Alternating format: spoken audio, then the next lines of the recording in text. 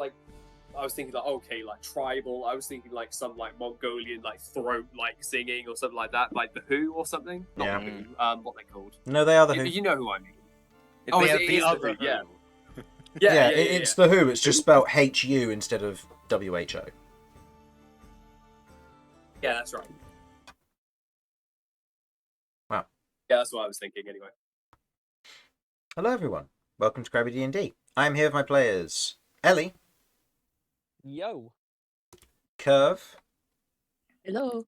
Mortar, Hello. Romulus, Hello. and Vinny. Hello.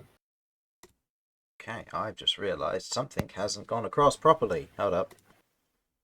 What Do we hasn't not have gone? do we not have a Beau tonight?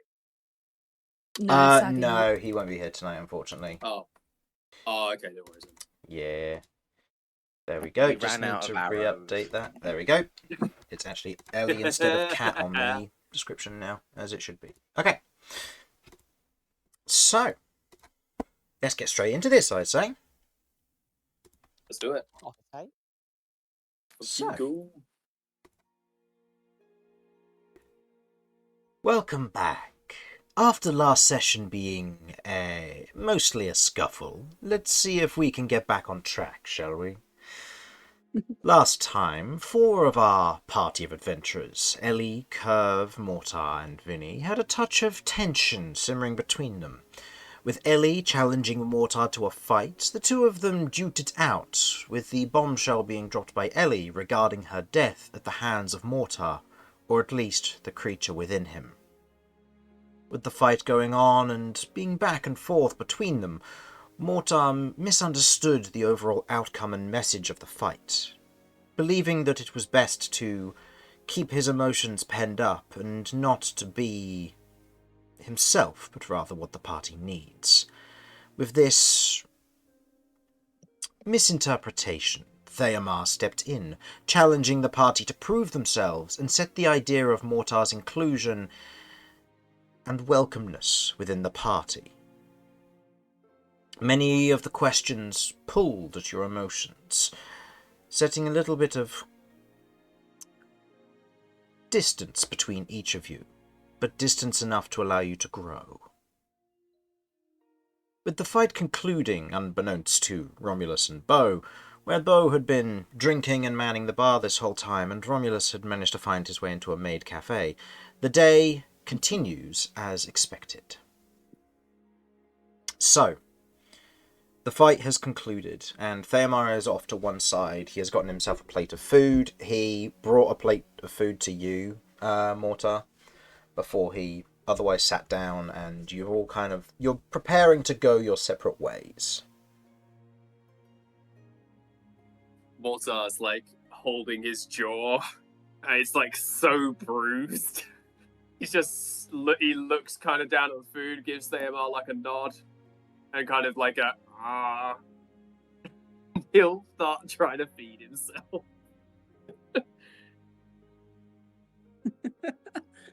Okay. The food is nice, as always, nourishing and welcome.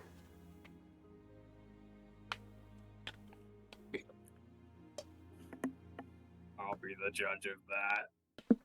Takes a bite. It's really good. It's really good. Yeah. It's really good. So, Cat and Kirv, were you going to be heading off for your spa day straight away, or was there anything you wish to accomplish first? I'll go over to my granddad. So, we're gonna head off to the spa, but when I come back, I really need to talk to you about something. My magic's doing weird stuff. He nods. Alright. Hearn, are you alright to go with them? And Hearn stands from his kind of his seated position and just nods. I can go with. Why do we need someone to accompany us to a spa? Oh, I think he was gonna look beautiful.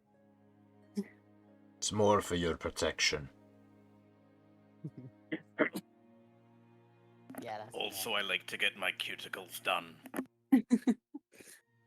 Noted. Curve kind of just crosses her arms, like literally. Yes, you just all had your ass handed to you by Theamar. No offense. He looks to Theamar.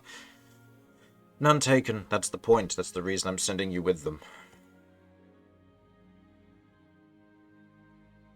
Excuse me if I find it just a bit invasive.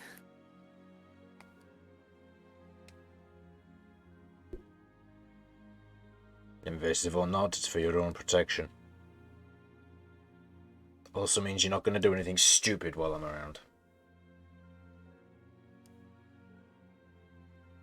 Kirv rolls her eyes, turns around. All right, Ellie, let's go. Okay. Oh, hang on 1 sec. Gonna look over at Terador, who's looking beat to shit. Oh yeah, Like, Terador's falling apart. buddy, thank you. You did a good job. But have a rest now. And she'll give him a kiss on the forehead and let him go back in his crystal. And she'll bring out Roni. Mm-hmm. Well, it's all on you now, bud. So he'll be following and escorting too. Mm-hmm. As we're heading on out, can't turn around to her because still what the weapon's gonna last an hour. So what do you think of these then? They're interesting, I'll say that much, but you've still got some technique and form to learn. Yeah, I only just started learning. Well, your magic seems to be compensating for that at the moment. You'll get used to it. Yeah. That. And I'm gonna run ahead again a bit. So, Kirv, what are you hoping to get done at the spa? What do they offer? Don't know. I just want them to do my hair, really.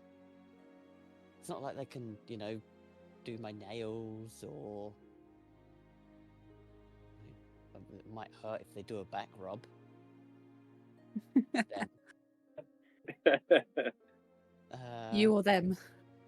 well, Yes. bit of column A, bit of column B. Mm-hmm. Just hot rocks. Yeah. Just balancing them on the Sorry top of about you the from a distance. spines. Well, I don't know. Maybe they can paint these and it looks at the barbs at the end of the tentacles. Maybe they can. Who knows? Well, they're Find out. professionals. I'm sure they'll have a couple of ideas. Yeah.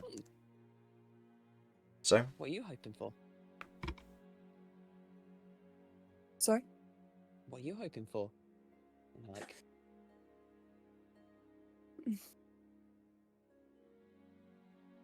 I like my hair brushed. well, they can do that. We'll head off. okay. The two of you otherwise head off. Hearn in tow, just kind of... He doesn't say anything, nor does he interfere. He lets the two of you go about your business, and for all intents and purposes, if there's anything you would like pick up, he would carry it around and stuff. He is the bodyguard / carrier of any and all things. Can you carry me? No. My mount has broken. Well, you're going to have to walk, I'm afraid. Alright, so you otherwise walk. In the meantime, I'll say actually, as you leave, there's a call back into the main area. Vinny? Oh, my turn, is it? Yep. As Hearn says before, kind of carrying on with Ellie and Kirv.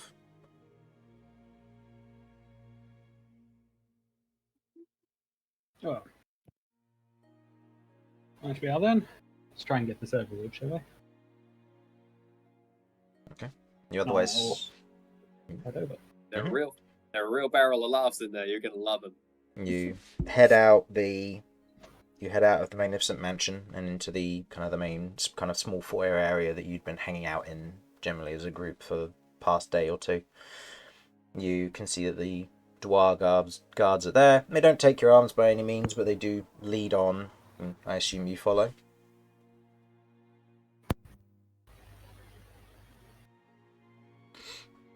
Yes. Yeah.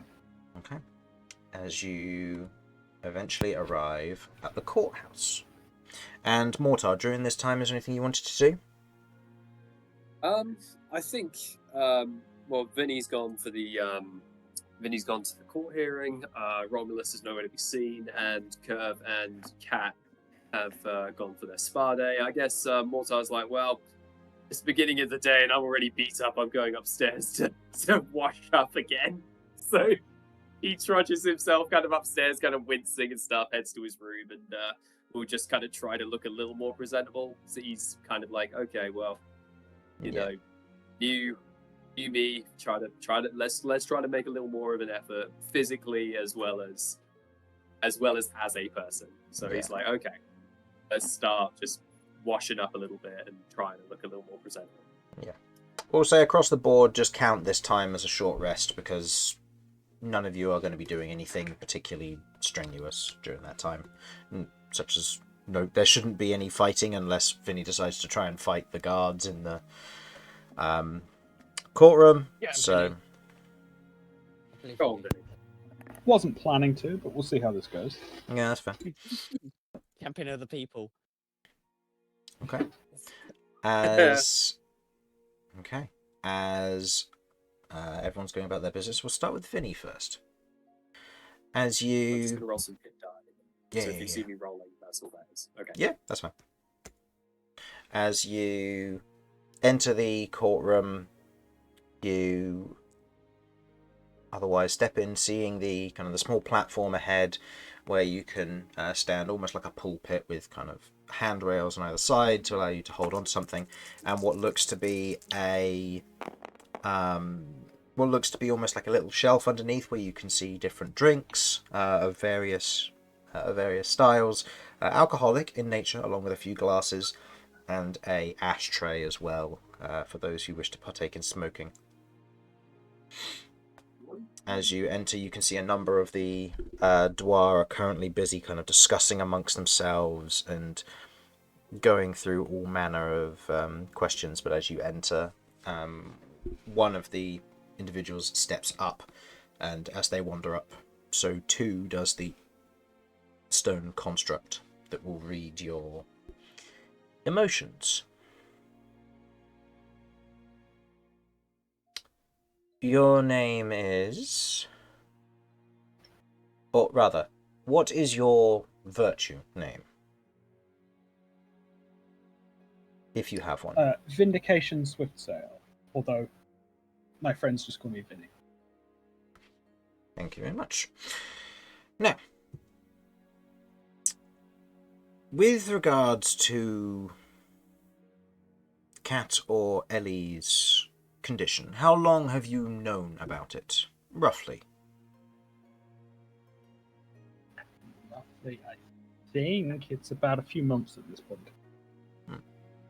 And across that period of time, how much have you learned about, or let me phrase that a little bit better. What are the symptoms that you've noted Ellie has had from the corruption that's taken place? Any mood changes, for example, adjustments in attitude, adjustments to physique were one thing that we are already have taken note of. Any bolsterings of power, for example.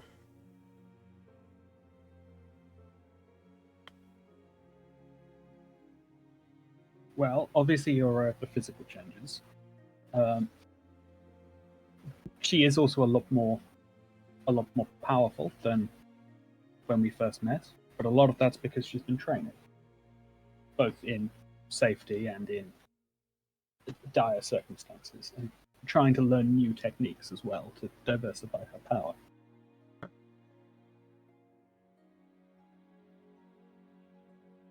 Intriguing. Any negative symptoms you're aware of? Ones like voices in the head or hallucinations?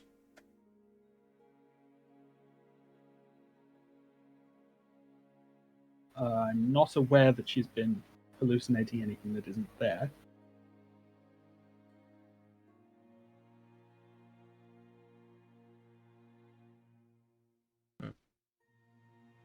As far as I can tell, she still has a very firm grip on reality. That's good. And with regards to the corruption as it stands, is there any knowing of what would happen in the event that she were to pass? For example, you are in an adventuring life, and that sometimes has taken tolls on party members or adventurers. If she were to die, what would happen, do you know? For certain. If not, then say so. Well, I can't imagine it would be good.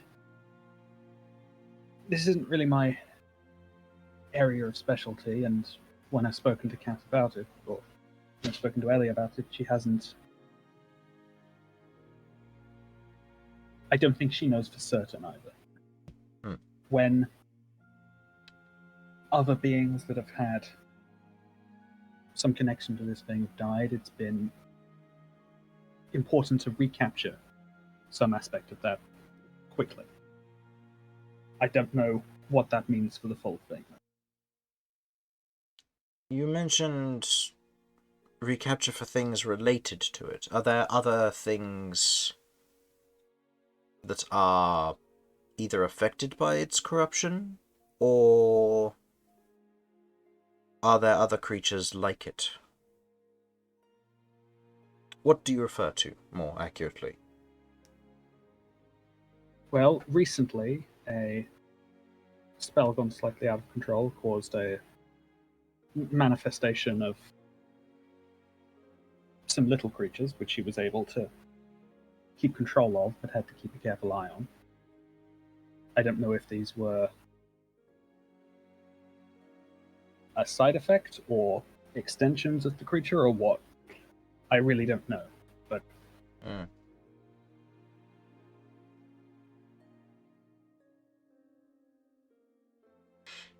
There didn't appear to be an immediate existential threat, just something that needed to be checked in on and taken care of. Understood. There's kind of a little bit of murmuring between them. Was there any testimony that you wish to give on regards to Kat's case?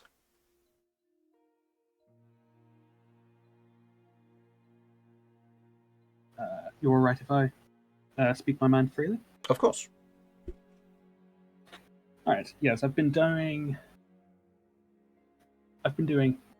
over a long period of time, and especially in the context of this case, quite a lot of thought about what's best for Kat and what would be most helpful for her. And I've come to the conclusion that all of you should be ashamed of yourselves. You are some of the most powerful people in this world. You have resources and capabilities beyond almost all of us, and you could be using those to help her. Instead, you're sitting here judging her, trying to figure out if she's a threat to you. It's embarrassing. Fuck yes. Oh, dude. Fuck yes, man. Oh, my Go word. ahead and roll your... Unless you have more to say, go ahead and roll your choice of intimidation or persuasion. Each will have different meanings and impact on the whole thing. Is just a quick question. Is Vinny still on 69 health? He is indeed, yes. That would explain the aura bomb that's going off right now. Everyone's like, "Hey, They're like, we can't hurt him. I don't touch your Right. bra." I think this is going to be persuasion. Okay.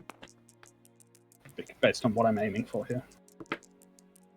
Bro, that was cold, man. That was cold. Oh, Hold on. I have inspiration. Okay. Can't remember what joke it was. That's so all I'd right. like to use that now. You don't have to remember the joke to use the inspiration you were given. That's all right. Oh, can you imagine? Oh, that would be evil to a certain extent. Oh, Okay. that's horrible. Okay, it's not a natural one. This is true. That is a 19 total. Okay. The some of the council, like, there is grumbles from some of them, but the majority of them almost not necessarily take note of this particular nature of how it was said, but you get the sense that this is something they've already accounted for, perhaps.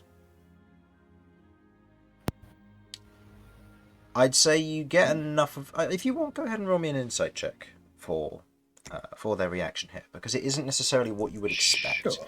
It was still a very impactful speech in this instance. Now I got a good roll. 27 27. on insight. You, looking up at them, having delivered this speech, you get a sense that a lot of them, and from the nature of this, some of them have grumbled. Others, from just gathering their general expressions, they are looking at one another as if, like, does he know? A sense of they are potentially going to give you as a group some aid where need be. You get the sense that if all things go well, it is quite possible you will be rewarded with something to aid you in your ongoing quest. For the time being, they're trying to ascertain whether there is anything that can be done by them. So I'll say that's your understanding of that. They're doing everything that they can to try and understand the situation best so they can apply themselves accordingly. So you haven't offended them by any means, except for maybe the occasional one that's up there. But the majority of them are all of your same mindset in that regard. Okay. Right, in that case I will try and turn off the venom and go back to affecting a more sort of cheerful personality. Mm-hmm. Right, is that everything? That will be all, thank you. Like a power move. Yeah, for sure. And For sure. they nod and you are led out. One of the guards who escorts you back just kind of goes, "Oh, you really told them." Good confidence in there, kid. It's the kind of thing they like to see. Well, we were told not to hold things back if they were relevant. Suppose that's true. Just wanted to speak my mind. Oh, by the way, we have also been instructed, or rather, I've been instructed, that if at any point you're looking to go and speak to your friend Carverne, I'm to lead you there now that you've spoken your piece. We were told not to let you go and see them until you'd spoken your side of the situation, given that it might emotionally affect you and cause a bit more turmoil. They were worried I might start shouting, were they? I suppose, yeah, but, well, if that wasn't shouting, I'm worried about what you could do.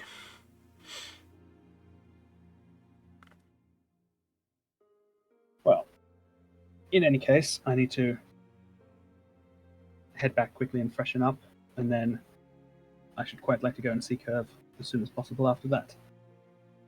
Kirv or Carver? Carverne. Understood. That's alright. Yeah, I'll just be waiting outside the, just outside your little area. And you're led back there. Thank you. You have the chance to go and get yourself prepared for it before meeting up with Mortar to potentially go and speak to Carverne. But as our vision pans across the dark city in the early-ish hours of the morning, early for dwarves, not so early for the rest of you. It's about 10 AM at this point. You otherwise arrive at the outside of the spa. As you kind of... You've gone across the city. You've occasionally seen what looks to be a trail of wood shavings. that people are busy sweeping up. You can only imagine where they may have come from. Or maybe there was a giant wooden slug that came through town. You have no idea. Or you have no way to confirm. But as you do arrive at the outside of the spa, you head inside, the door kind of lightly tinging as it does with the small bell, and you can see what looks to be a rather tall, slender Mordant is currently there, awaiting your arrival after the mention of a spa day the day before. Theomar has already paid for it, as it was a booking that you already put in place, and the booking was for the two of you. Harlan otherwise sits down inside the door, kind of on one of the chairs nearby the front of the door, and kind of a little waiting area for parents perhaps, or people who are not as necessarily interested but going with their partner. As you enter in, you're taken to not necessarily a back room, but to almost this small cubicle off to one side, where you can see that there are basins where you could have your hair washed and dyed. There are all manner of products that could be used for this. And to your surprise, there is a Minotaur in a maid outfit. He's got very last. There's a Minotaur in a maid outfit in a beauty salon. Yeah. Or in a spa. So, Romulus, as you're sat in the corner whittling in your maid outfit on your break, you see what looks to be Cat and Kirv walk in. I need to make a decision here.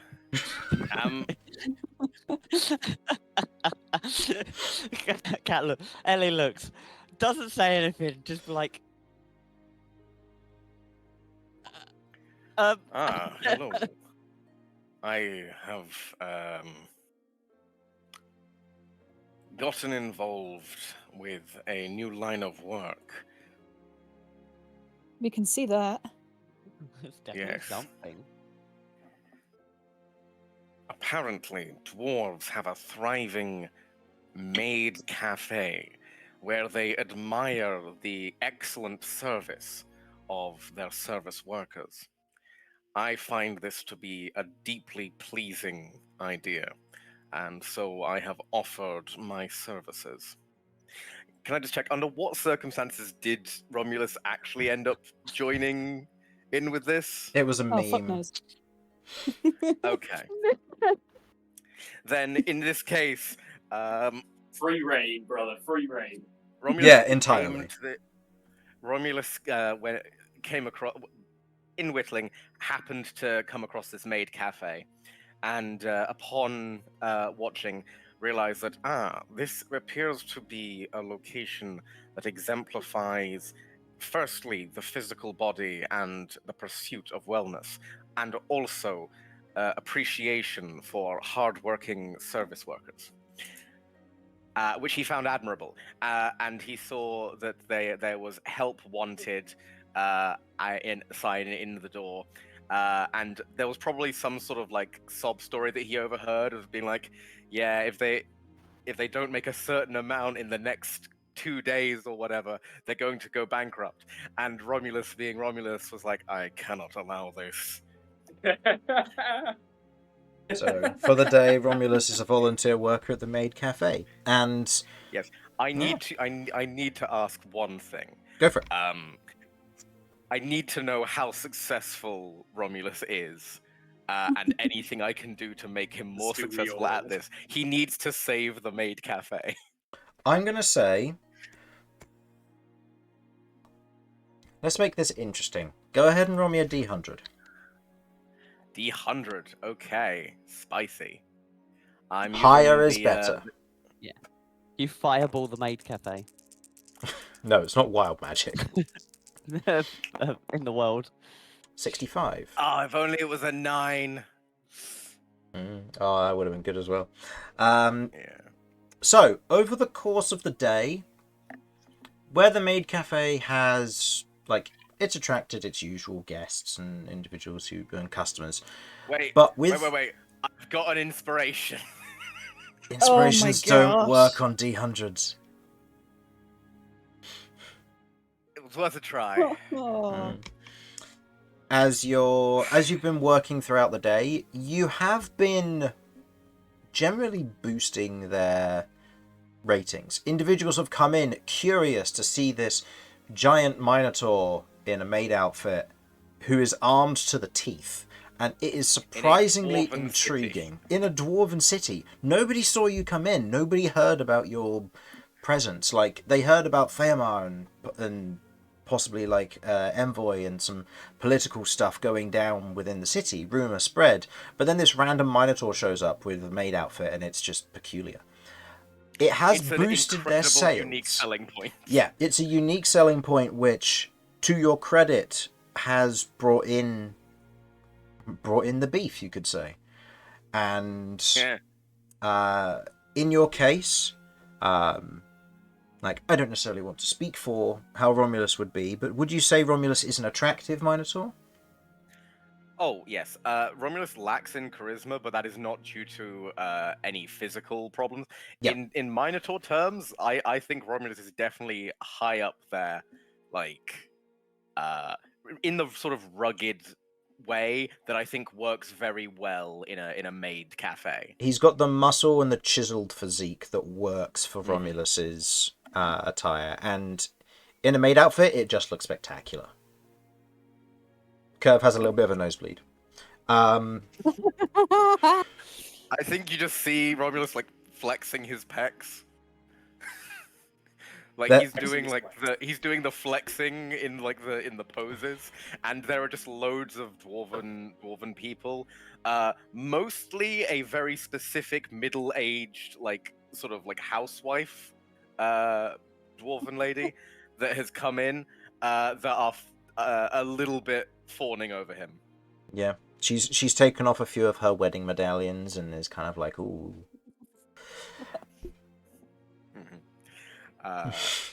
Romulus has had to turn down a few propositions.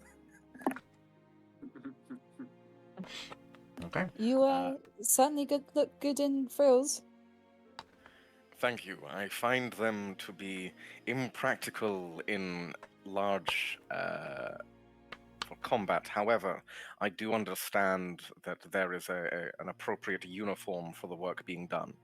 One moment. He proceeds to balance a plate of someone's dish on his bicep and then brings it down to someone whilst flexing his bicep with it still resting on his bicep. If you understand what I'm saying. I do indeed. Yeah. Okay. So, the two of you have your spa day with Romulus present. What would you like to have done? Just hair? Looking for getting nails done as well? The Mordant seems very welcome and open to your presence. She kind of has what looks to be this very deep kind of purple hair with black streaks running through it. Kind of all tied up to a certain degree, but still a little bit loose in places, as she's standing there almost waiting for whatever it is you would like done. Okay. How weird do I want to get? I mean, I want to look presentable for court. So, okay. Personally, I would like them, first things first, to do the hair, because that's the more important part that needs to be done. And I'll show her the bands. I've got these now actually made. And two of the bands currently have names carved into them. Mm-hmm. You know what? For the love of me, I can't remember my parents' names.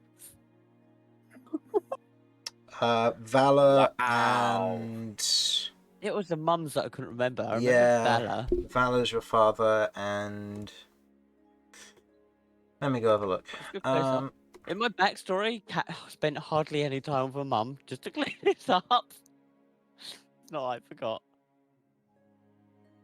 I open up the details and I find more information about the rat from the introductory act than about your mum. So hold on, let me go see if I can find more details. It's an important rat.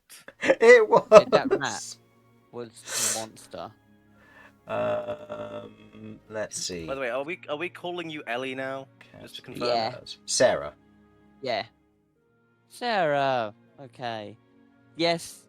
Kat asked for permission from her granddad to go by her old name now that she's carrying her parents, Yeah. because she wants to carry her parents with the name that they gave her rather than. Just to check, is that Valor as in Vallor or Our? Vallor. Thank you.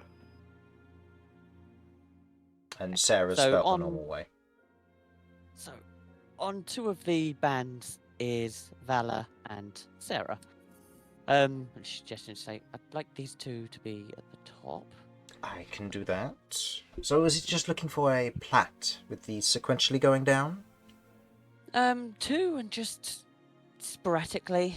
There doesn't have to be symmetry. I mean, there's 7 of them, so it's going to be hard to do. An asymmetrical. 2 plats. Understood. Are you looking to have any of your hair dyed, bleached, just cared for and conditioned? It's been a little while since Ovok grows, so I dare say the roots need doing, right? Probably, yeah. Yeah, then just redo the roots. Of course. Dare say the blonde's coming through now. Yeah. Do and I then need we'll to go- take care of any of this? She kind of not wanting to be offensive, kind of gestures or lightly points to the arm. Do I need to be careful of any of this injury at all? No, it's absolutely fine. Understood. Yeah. And she goes about, and a few moments later, Kirv, while you've been set down kind of listening to this, a dwarf comes over, kind of dragging a stool across the floor and just goes, "Alright, what do you want?" To Kirv? Yeah.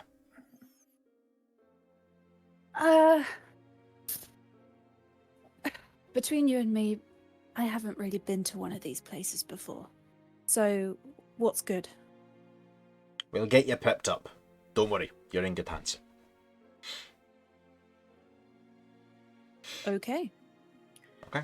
Over the next few hours, you have your hair brushed, washed, conditioned, dried. You have your nails done, clipped, filed, and painted. You have your hooves done as well. I don't think Kirv has hooves. No, sorry, this is across both of you. So for Ellie Apologies. as well, Apologies. they otherwise go about filing down any excess hoof that there might be, cutting away bits, redoing the horseshoes. They got somebody in specially, by the looks of it, for this sort of thing. Additionally, they do file down, or attempt to file down, the spikes on the end of the tendrils, unsuccessfully. But they do at the very least paint them. Oh, cool. And they otherwise acquire a warm kind of horse blanket to go over the back where the spikes are, so that it's not as unwelcoming of a sight, perhaps. Just so that there's a bit more of a smart, proper nature to you for your court day. Romulus, during this time, do you want to have yourself pepped up at all?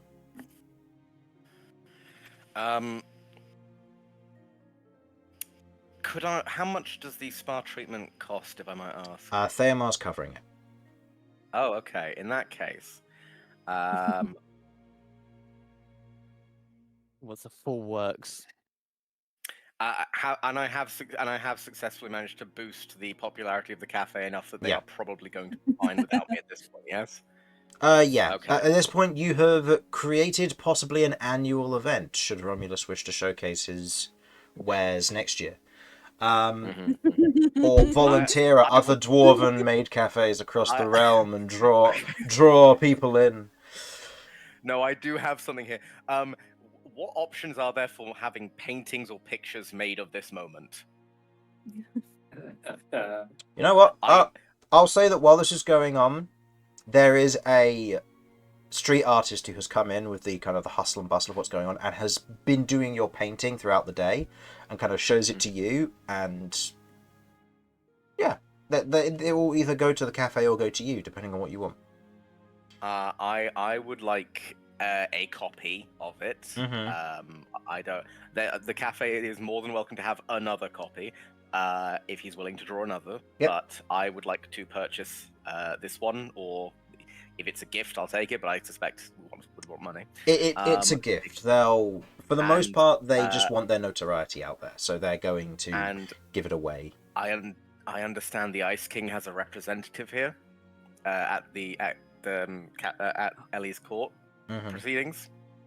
I would like to hand this over and say that, like, wrapped up and say this needs to be handed directly to the Ice King. Okay. It is of vital importance. Okay. This will be something that will happen over the course of the day after you've returned from the spa day, but Absolutely I will allow fair. that. I just wanted to get this set in stone. Yep, that's fine.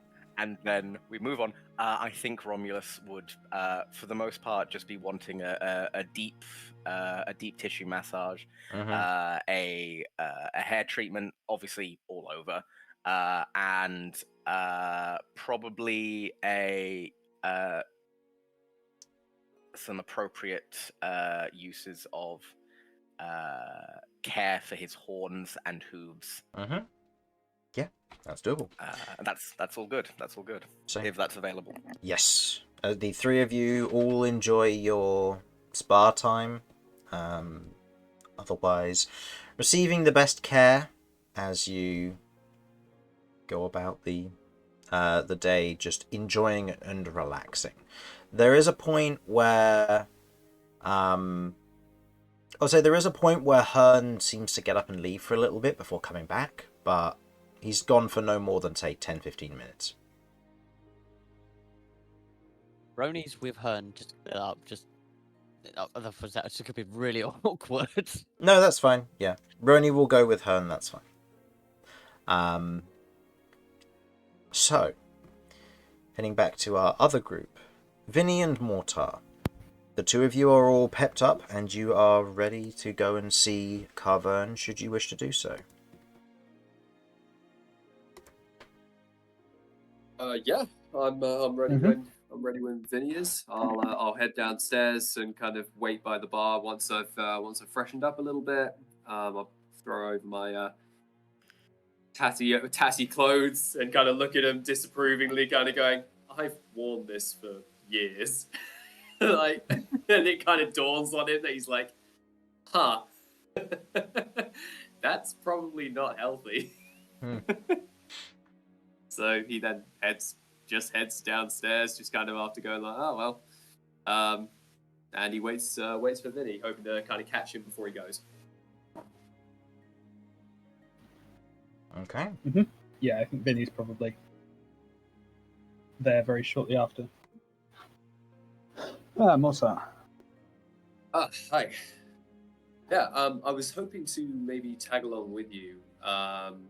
Be kind of cool to see the whole, Carver kind of saga kind of wrapped in a nice little bundle after, kind of everything that happened. Be cool to see if she's alright, Yeah, I don't have a problem with that. Cool. Is there anything in particular you want to say to her? Just so I know. Not really. So to be honest, it's more just to see that she's doing okay. Last we saw of her, she was more or less freezing to death and was insanely malnourished. So I don't need to say anything. So long as she's okay, that's the main thing, right? Hey, also, I wanted to say thanks for what you said to Theomar. You really surprised me saying that. I didn't think that you were going to stand up for me like that. And when I appreciate it, and I don't want to let that faith in me go to waste. So I'm trying.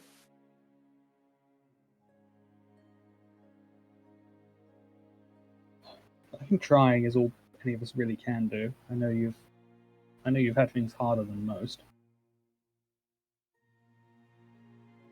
It's no excuse, is it, though? In retrospect, I think I was acting out for the sake of whether it's, I don't know, trying to impress someone or maybe trying to just prove to myself that I could be somebody. But, I need to try to let that go. But I think it's going to be a bit of a process. Hey, we don't need to talk about that. Main priority, checking on your girl, making sure that she's okay.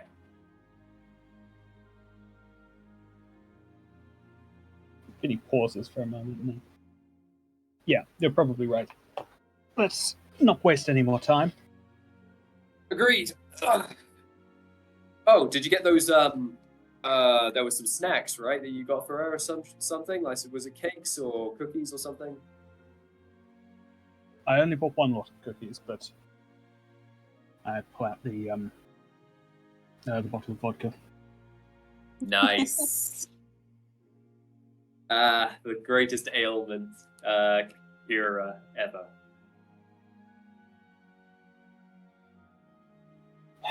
Let's hope so. Yeah, sure. So where are we headed exactly? Do we know where she's being looked after? I'm not exactly certain, but there's a guard who's going to take us there. Oh shit! Okay, cool. Let's do it. Okay.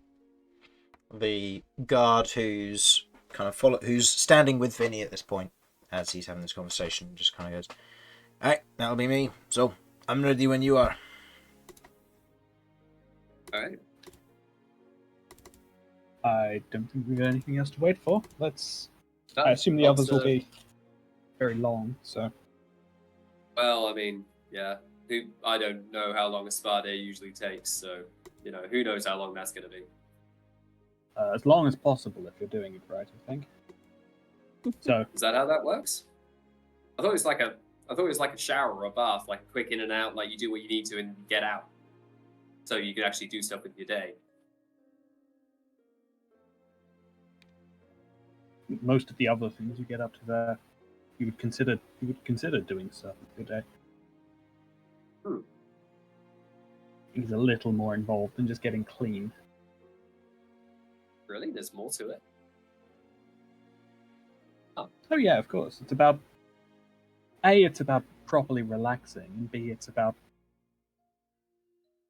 fully getting your own body and your own appearance back under your own control.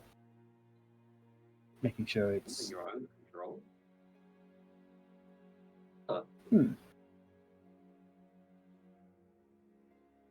Like if you wake up every day... The entire journey. If you're fighting and working and struggling every day, you can lose sight of the things that are most important. Okay. It's important to take time and recenter that. Right.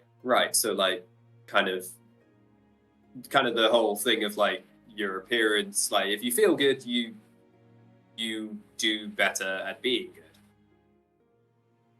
Kind of? Kind of, but Okay. also it's just... it gives you time to refocus on what it is you actually want.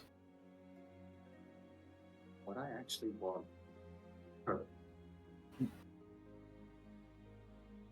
Or so I've heard. Oh, yeah. I've not had time Yes, for many spa days on my day. Gotcha. Yeah. Yeah, I don't think I've ever been to one. It sounds, I don't know. It sounds like there's a lot of people around, kind of poking and prodding you, and ugh. Yes, I can see why that might not be quite your speed. Yeah. Anyway. Yeah. Should I have bought her a gift as well, like a get well thing? Is that something I should be doing by coming along, or? I don't think there's any expectation of that. I mean, Yeah, but is it like a nice thing to do though? Like, would it be weird if I did that, or would it be considered rude if I didn't?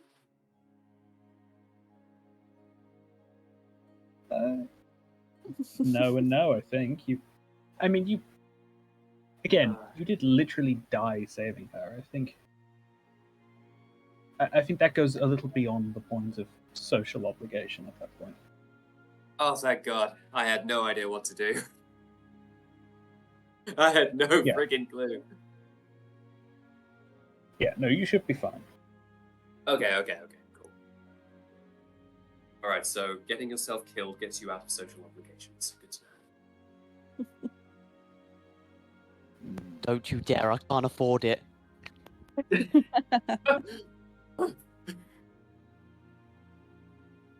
Yeah, you're playing for keeps now. Oh yeah, general reminder. Thank you for the reminder. The party does lack the gems for another Revivify, so if people do Yes, want to pick that sort fully of thing aware. up, that's something that I remember Kat mentioned, or Jamie mentioned that Ellie needed to mention to the rest of you. Oh, okay. So, I'm not aware of that. I believe I've mentioned it, but I can't remember if I mentioned it in session or after the end of a session because I You kept definitely forgetting. mentioned it outside. I think it was outside Okay. it was mentioned, but I'm just re-mentioning it now for future reference. That's good because then now I will make sure to remember to mention it. So, cool. Thank you. Mm-hmm. Okay. So, all right, you ready to go?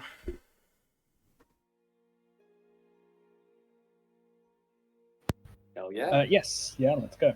All right. Heading up several kind of sets of stairs into the upper portion of the building, you head past or head through what looks to be some form of guard outpost.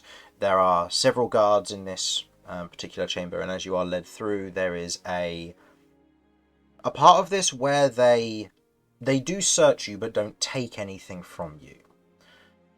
There is a time where they basically ask you to put all your weapons out to otherwise generally go through the discussion of your visit and kind of pat you down for any hidden weapons or anything that you might try to hide. So here's the thing. I can leave it here, but you gotta not touch it, else it will probably like a lot. They don't touch your weapons. They just ask you to put them down okay. while they search you. Oh, okay, good. Yeah. Good. However, I will ask: do either of you have any poisons or anything similar in your inventory fuck. currently?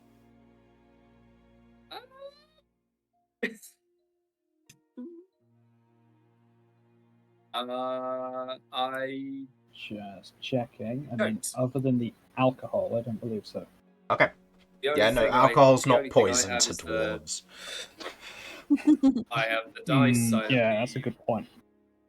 I have the stalker blades and the sheaths, but other than that, No, you should be fine. It's just if you have any poisons on you. If you kill someone, they can implicate you for it because, reasons. sure, because we had poisons. Because you have weapons. It's more of a, if you have poisons, you can get away with it a bit more, so they're trying to make sure you don't have anything like that on you. Oh, gotcha. They do, with the notion of bringing a gift drink, they, you would know the spell as a detect poison disease, and there isn't a ping to them as much as alcohol may be poison to everybody else. To dwarves, it's not. So there's nothing that they're too worried about in that regard. So you are otherwise allowed through. Okay. You Awesome. continue travelling onwards up to what would be the next floor above that. And as you are led to one of the rooms, you can see that there are two guards outside. One is what looks to be one of a standard guard, much like the one who's leading you here, and another who you recognize. Yeah, I thought it was gonna be. Is it one of the two we met on the road? It is. On the way up there? Yeah, I thought so. As I quickly double check, I believe it's Nexor, but yeah, as Nexor is currently sat outside, currently just kind of leaning on his warhammer as you approach. He looks up and just kind of smiles.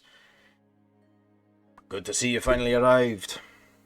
And he stretches out a hand for you, Vinny. Right, I will shake it. Yes, apparently they didn't want me here until I'd finished with the court, but Yeah, they informed out us as now. such. She's doing well, but I'll leave her to tell you that. okay. Oh, she Thank you. She can And- speak now. Yeah, she's been getting bored in Hell there. yeah. That sounds about right. Well, thank you for taking care of her. Of course. And as he opens the door, you can see the chamber expands into Kamir's magnificent mansion that you were in previously.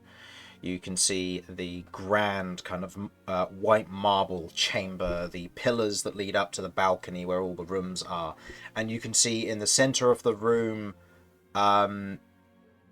currently, from what you can tell, seemingly shadowboxing. You see Carvern currently rebuilding up her muscles. You can see that she is very thin, much like how she originally was, but that hasn't stopped her from trying to get back into the idea of training.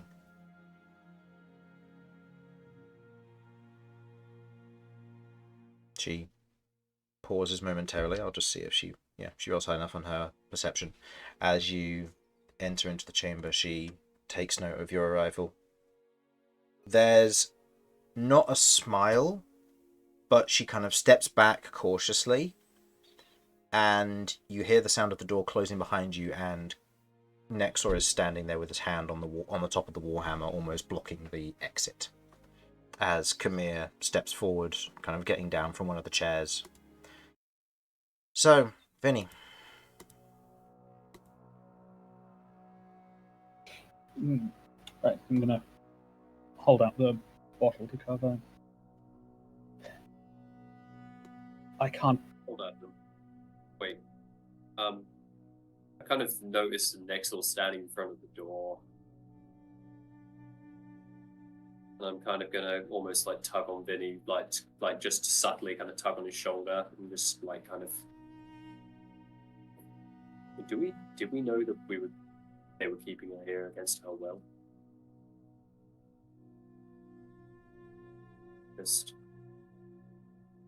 be careful. I'm just going to keep half an eye out on Nexor, and I'll step back and allow Vinny and Paladin to catch up. But I just want to keep an eye on these two. Yeah. Nexor's keeping an eye on Vinny.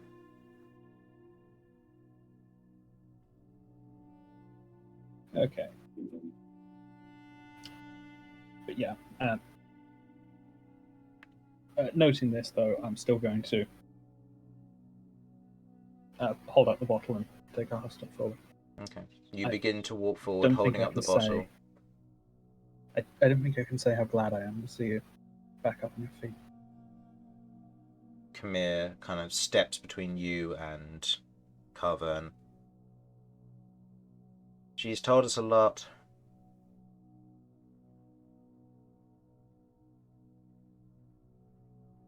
There's almost a pause or a static in the air as Kamir stands there, and Carvern almost seems to be searching your eyes for something.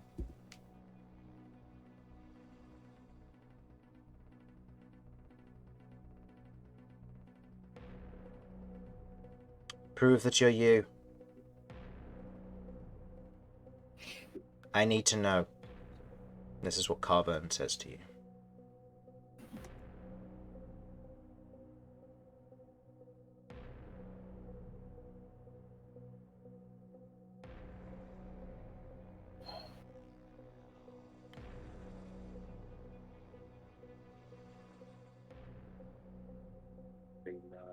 I'm not sure I know how. I don't know who I'm proving I'm not. I might have an idea. I'll kind of step forward and I'll go. Vinny's kind of a mastermind when it comes down to the lute. I'm sure there's a song that he probably knows from whatever days you guys went back to. He'll probably play you a song. Name it, he'll play it. I'm sure. I'll put a hand on Vinny's shoulder, like just kind of affirming, like I think this might be the right move.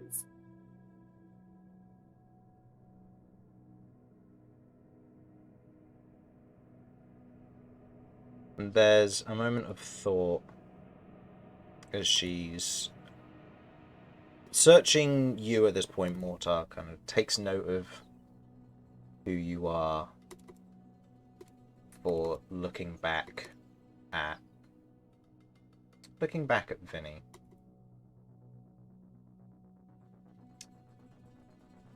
Just making sure to get...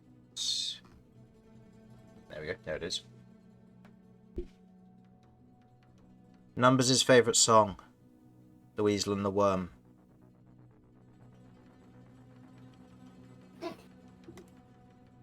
Vinny on the shoulder and step back, give him room Alright, to I will. perform his craft.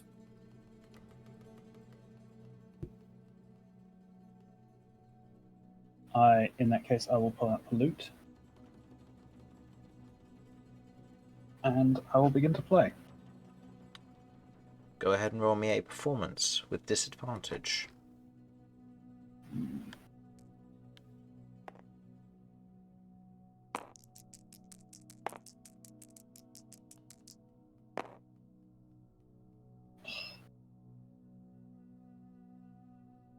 You begin to perform it, and as you do, you go through a number of the notes before you begin to slow and stop as you find yourself almost forgetting the song. It's strange, you've never forgotten the song before. You've never had this issue. It's right there, you know the music. It's at this point that Carvern begins to relax. He's genuine. And you see Khmer relaxes as well.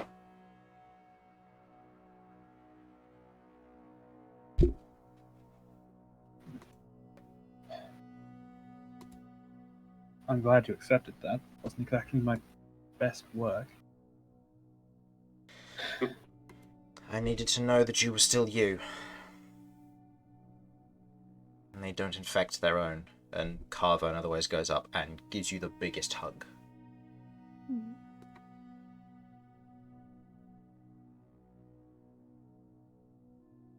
Yeah, I will return it.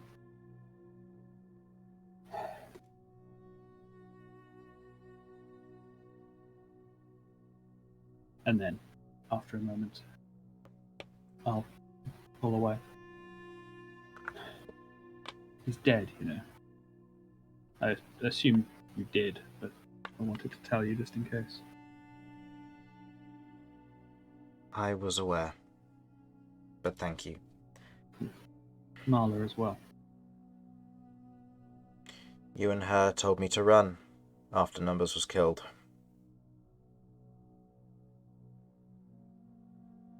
To escape with the information.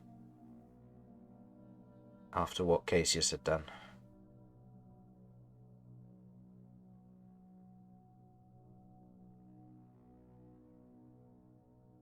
So you know as well that I don't remember everything. For now, you don't. In time,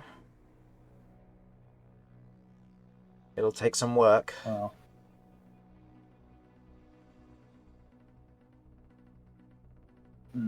we've been trying to work on that.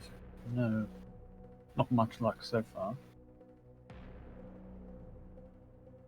Hey, funny story, a bunch of my friends actually went on a voyage into my brain. It turns out there's a big monster in there. That'll be the worm.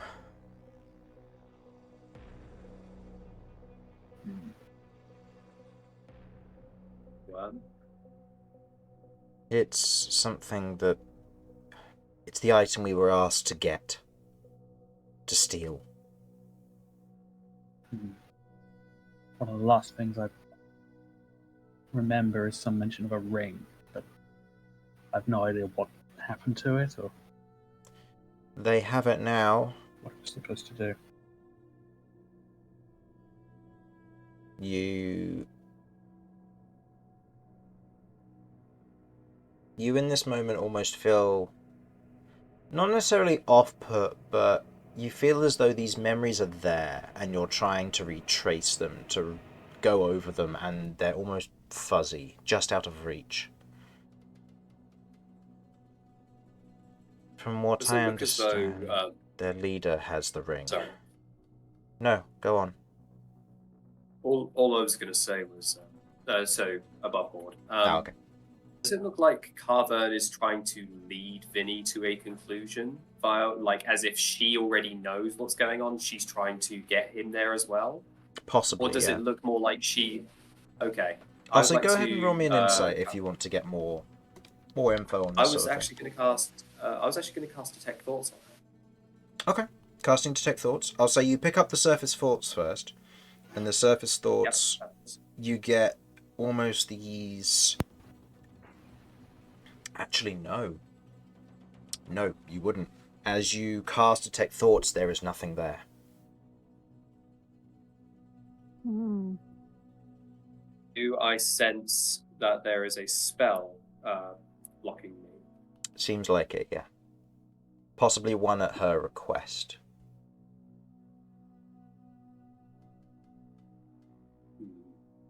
Either one that she has performed, one that's been performed on her, or possibly one that is attached to a magic item, or possibly a lasting and lingering curse, depending on the nature of it. You don't know the nature. There's nothing to divine, nothing to gain off of this spell casting. Is there any chance I could possibly discern whether or not the caster is in this room?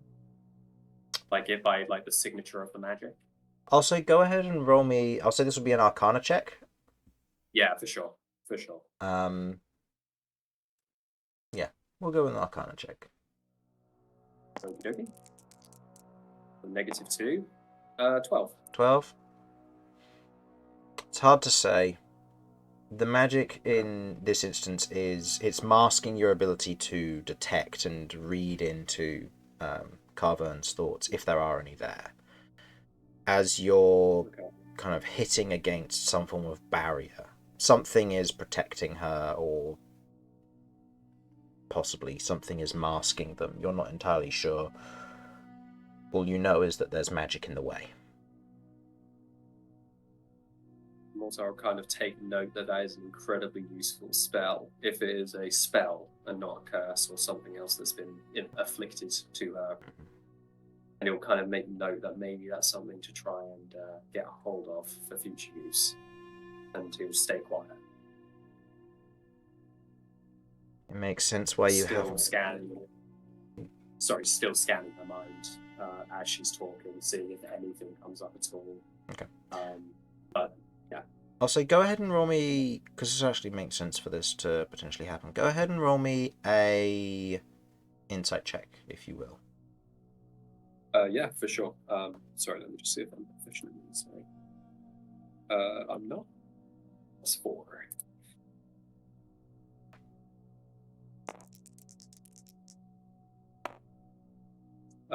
17. 17. You're focused on this at the moment, and then you realise there's a magic barrier in the way, and as you almost begin to relax a little bit of that focus, you realise Khmer and Nexor are exactly the same. They have all shielded their minds. You get the sense that whatever... I'll say with that roll, you have potentially figured out that they have cast offensive spells in preparation for your arrival. Ones that quite possibly last every day.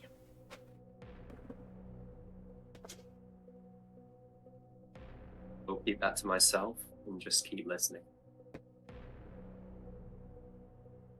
If you don't remember any of it, that explains why you haven't tried to act on it at all.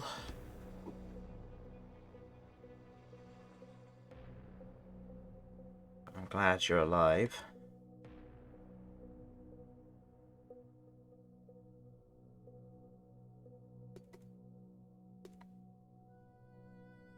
She meets your gaze, otherwise pulling away from you a little bit. You can see that she has recovered somewhat, but there are still like semblances of scars. There are no scales on her still, is the main thing that you note.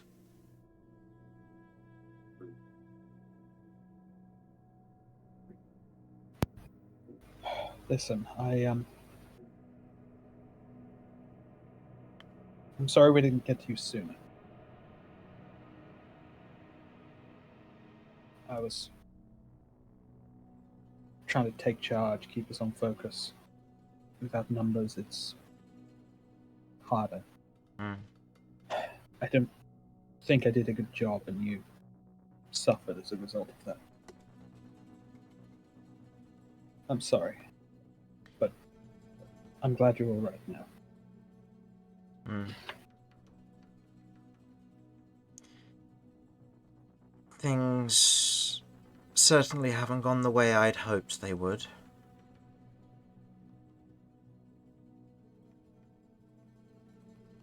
How much do you know about them, the Sons of Silver?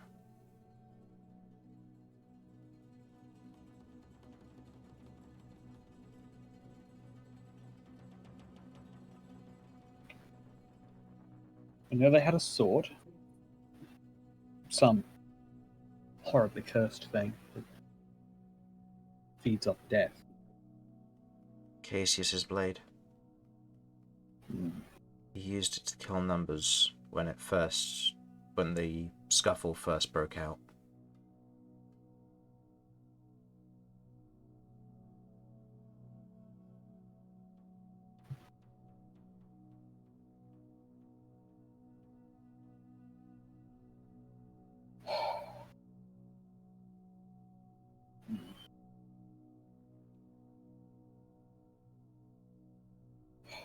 After the fog cleared, first real true memory I have is waking up in that courtyard. I don't know. Based on what had happened and what the sword does, I genuinely have no idea why I survived. But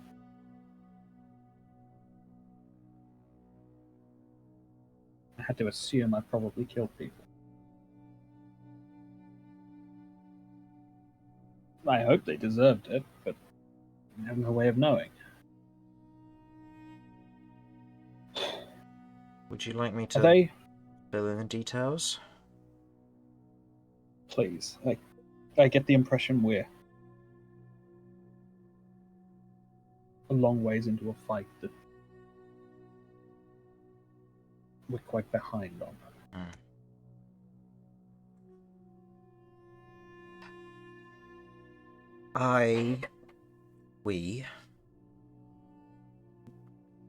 When we were beginning the mission, Cassius received a quest from some strange woman. She came to us asking for the Ring of the Worm. We tracked it down as best we could after a failed attempt at breaking into the collector's home. We almost lost Marla when that took place. There was a scuffle, but we bounced back for it, did our research again, and she said she'd call in a bit more support, those from ones who are also looking for the ring. Said it was for auction. We got there, and after we broke through the defenses, you managed to get the ring. You gave it to Cassius, who handed it off to her, and we fled as out of the mansion. The collector's guards followed us, along with his young blue dragon. And after fighting the shackled dragon and his guards, she held the ring and used it. I watched as almost this thin fog appeared behind your eyes, behind Marla's. And in that moment, you were asked to kill us. Cassius drove his blade through numbers, and I went to defend myself. As I shouted out the situation, Marla seemed to get a grip, almost connecting to something, I'm not sure. Marla told me to run, told me to flee, and that she would defend as best she could. She called out to you, and after some hesitation, you started cutting a few of them down as well, before I watched you get struck down. I fled at that point. I don't know what happened next.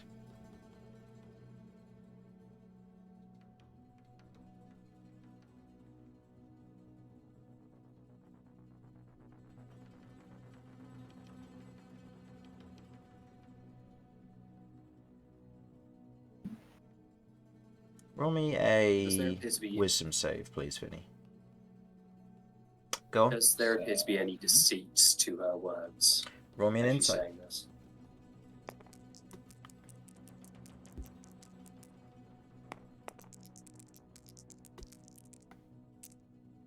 Oh damn, 23. Let's go. 23.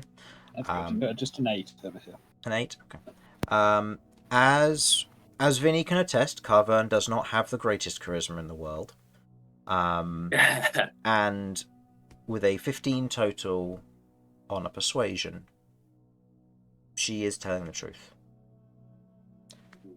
Vinny, as you're trying to recall these memories, you're trying to almost reach out for them to where they are to get clarification, there's almost this subtle kind of spike of pain every now and then, almost like a millisecond migraine as it dissipates, like the snapping of cords.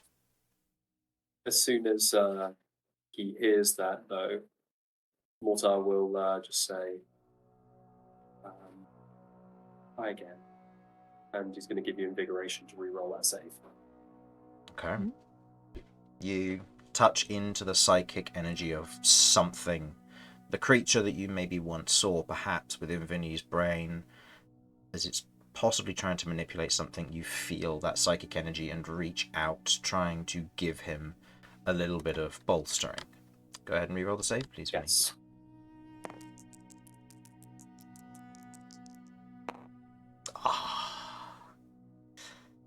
Same roll. However, because this is a re-roll, Mortar twists something in his pocket, Okay. rolls it into his hand. He's rolling the d6. Roll me a d6. Simon, go for it, mate. This could go very well or very poorly. Let's All or find nothing. out. 2. Nothing Two. Nothing changes. For a total of 10. No, it doesn't add it.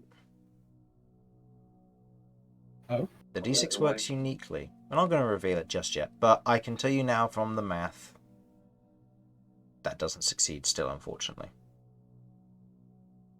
Worth a try. Worth a try. As Interesting. in this moment, as you try to focus, there's something almost biting back, holding back these memories.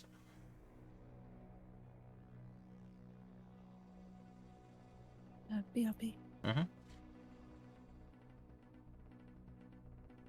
After that, I fled. I made it to Menagerie Ridge, and from there I fled to the nearest dwarven city. They met me there. They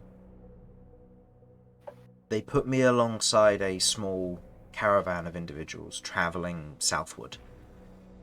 They hid me amongst their number. I fled. I arrived at Saker's Crossing. Met back up with Red Riot. Red Run Riot. He otherwise helped me out as best he could. Sheltered me. And when I was ambushed, when I was leaving Zaker's, him and his crew helped keep me alive. I knew something was wrong. I needed to do something. They were after me for some reason, so I fled. I kept going south. I arrived in Berlin, where I otherwise met with somebody who we've previously done deals with before, called Trustin Millen. He spoke to me, said that he had been looking forward to speaking to Numbers again, but after I told him he was dead, he was bereaved in that moment. As I went to leave, Trustin drugged me. He incarcerated me and put me in a cage below his mansion. From there, I ended up meeting with Kelsia. I was sold to them, effectively. To Cassius and the one he's working with. They took me south. They led me to where you found me, peeled every scale off of me and used it as a component in their ritual. There is a visible shudder across her as she's kind of slowly saying these words. I overheard some things. I don't think they intended for me to escape at all. And that's when I heard almost this subtle laughter.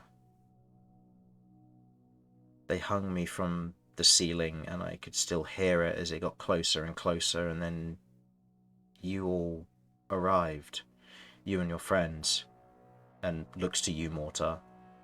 I remember you flying up to save me. Forgive me if I'm wrong, but you died. Did you not? Mortar nods.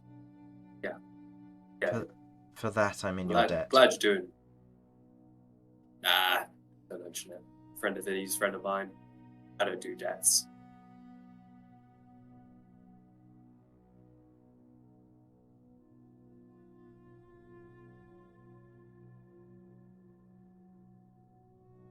There's a Glad lot. you're doing okay. Sorry about the scams. It's not Wish your we could have fault gone at there all. sooner. It's not your fault at all. I'm just glad to be out of there now. Of course. As far as the So- scales so- go, Cat mentioned she might have some sort of plan, but I think we'd have to wait for the trial to be over first. Okay. I'm trying to build up muscle at the moment. I want to try and get back at them. If you'll have me. Are you kidding? I don't think you're in a state for it now, but the second you are, there is Yeah. no one I would rather have at my back. We have a lot of pretty experienced warriors in our group, varying from mages to full-on brute force tanks. I mean, if you're looking to build up muscle, hell, you could train with some of them if you wanted. And also, it'd give you a place to stay. We could help provide you with drinks and food, and somewhere safe that isn't, here. No, it does look quite nice to be there. Kamir kind of looks at you. I'm willing to look after her until she's fighting fit, if need be, but I'm not going to hold her back if she wants to leave and pursue this. This is a matter of urgency from what I've been told. And these Sons of Silver need to be stopped. You reckon they have something to do with the assassination attempts on our lives in the village that night?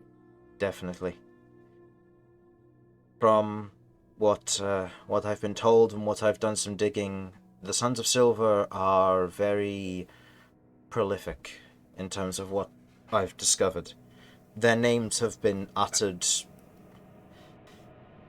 I'd say, in a good 15 cities that I've asked people for rumours. All across the Prolific Alliance. assassins.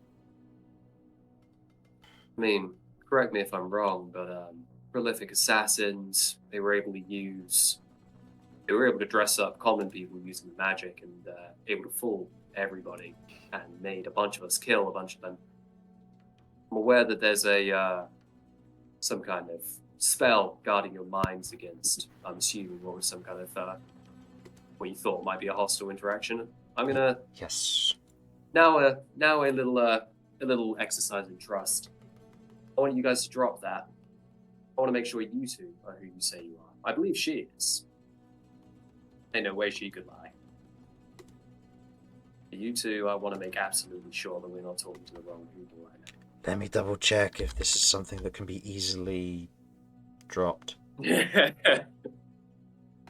Yes, it is. So this is concentration. So yeah, Khmer will drop the effects of this. Actually, no. Hold on. That's the wrong spell. That's the other one that's currently active. Okay, it's not something that can be... It's not concentration. I'll say for the nature of it, she'll drop the effect in this instance, like dismissing the effect with a dispel magic, I'll say, to remove it off of them. And as soon as it does, Mortar's concentration on detect thoughts has not dropped. And you'll look into both of their minds, and he'll say something about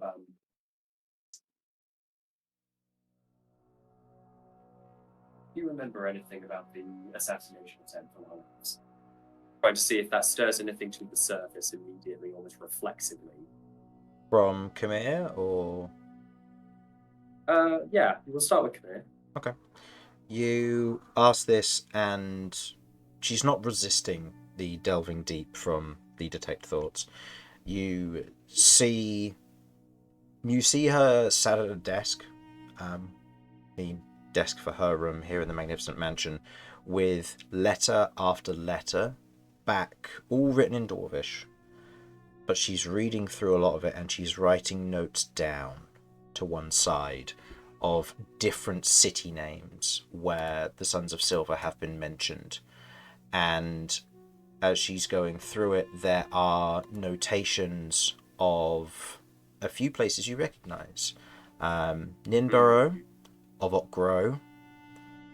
You note that Glasson has been circled, and there is a notation saying noted but not present, along with places such as Rebron, Pharaoh Koich, Talontree, Frostley, Zaker's Crossing, Braylin, Farganuk, Trenlor's Rest, Drell's Byway, Paloon. These are all places that we've been, right? Yes. The party has been. The party has been to a lot of these. There are names in here that the party hasn't been that are listed.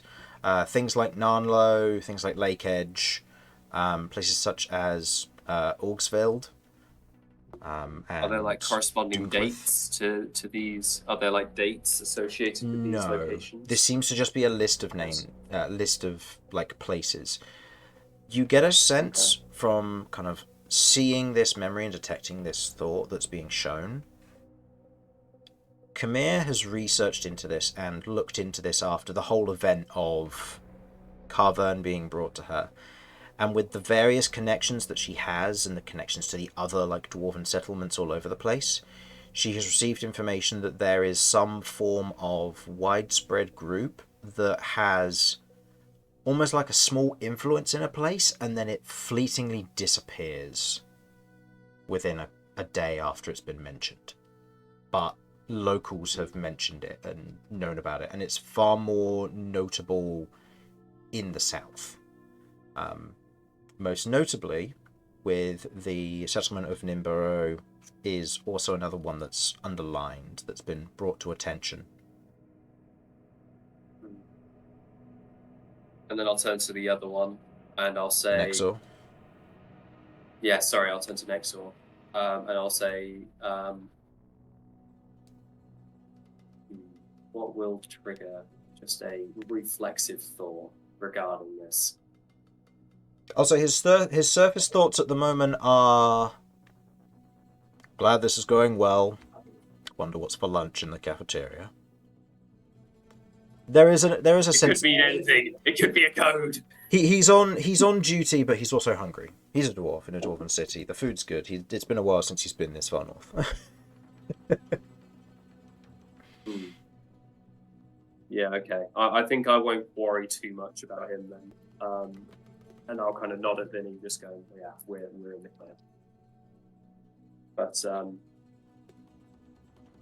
it seems, based on the research of Kamir, that either you guys are being followed by these silver... What were they? Silver... Sons of folks? Silver. Sons of Silver. Either you're being followed by them, or... I don't know. Or you're drawn to the same places as them or something, but there seems to be some correlation. From what I've gathered, and from what I've been told by Carver, they have presence in a lot of settlements. It's quite possible they've been places similar to you, but they've gotten there ahead of you. I wouldn't say they're following you per se, but rather you've naturally taken a track similar to them. They might be preempting our moves somehow. It would explain how they were able to set up that assassination attempt on us. Well, that's troubling. Possibly. We might have just stumbled into that, but we weren't I don't know. exactly being very careful. That felt planned. That was calculated. If I may... The idea... Oh, sorry. Carven says, I believe it was a bit of both. You stumbled into them, and one of their, for lack of better terms, I don't understand the language they've been using when calling them, but one of their puppet masters, they work with using civilians as cannon fodder. They manipulate them. They use it as a way to convert common people into cultists, effectively. Their puppet masters are the ones who travel between cities and settlements in either small bands, and they spread out throughout the city and then leave with chunks of population. From what I heard while I was in the cell down there, I heard mention that there was an attack in Ninborough, a group of individuals who were prying too closely, ones who contained you, and gestures to Vinny, said you had the mark on you. And they attacked.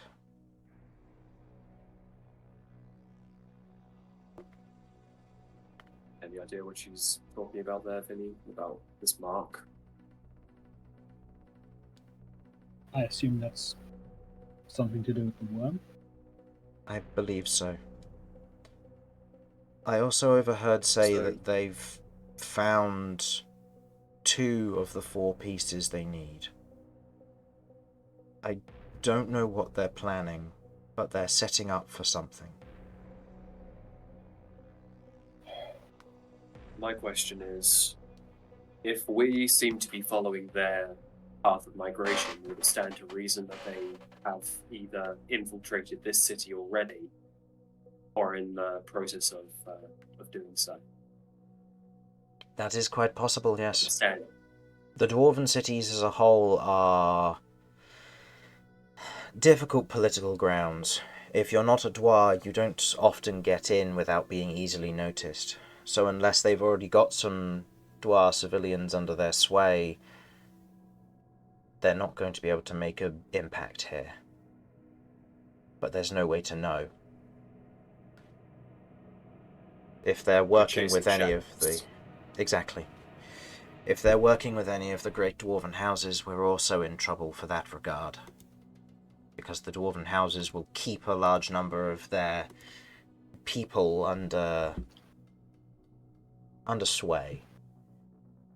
Which means that they won't let any information out, and they would more sooner remove a person's information, or remove the person, if they cannot remove the information from them.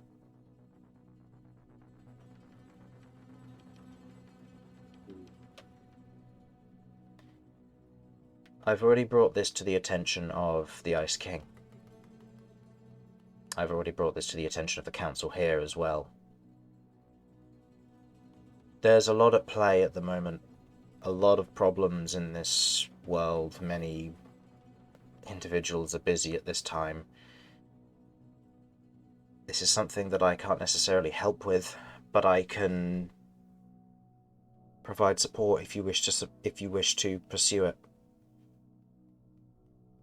I have a more concerning question now that you've brought up the powers that be, the authorities. Currently, our friend is going through a bit of a trial at the minute. Is there any chance that these Sons of Silver may have potentially gotten sway of that? If they know Ellie's here and are able to, I don't know, invoke some means of making this trial go south, is that something we should be concerned with?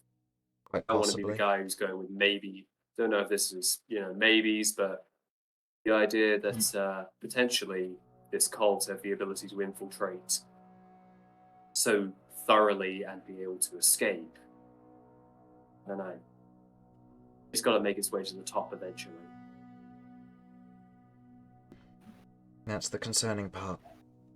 I don't Based know. on what I saw when I was in there, I didn't get the impression that they were actively working against us. But they didn't seem like the kind of people I'd be entirely comfortable trusting either. I suppose you don't remember their faces or anything like that. Nothing we can use. I don't. When I first remembered that meeting after the first failed attempt, in my initial memory it was just us. Just the group. But when I tried remembering again and with everyone's help, there was someone else there, wasn't there? There was, yeah. That was our employer, right? One of the Sons of Silver, presumably, right? They were the ones that gave that job. Well, they said a lady, right? You said looks Gaba, and you said a lady came. Could you give us a description of her? The one in charge, from what I saw, was...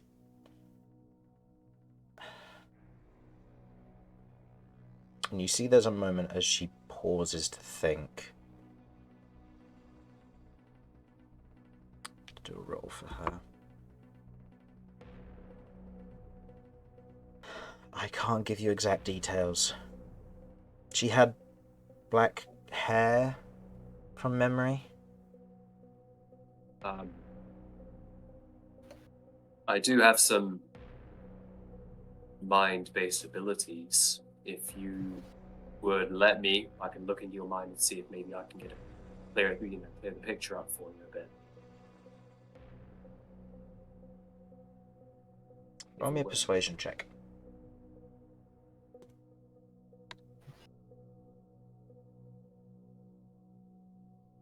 Okay.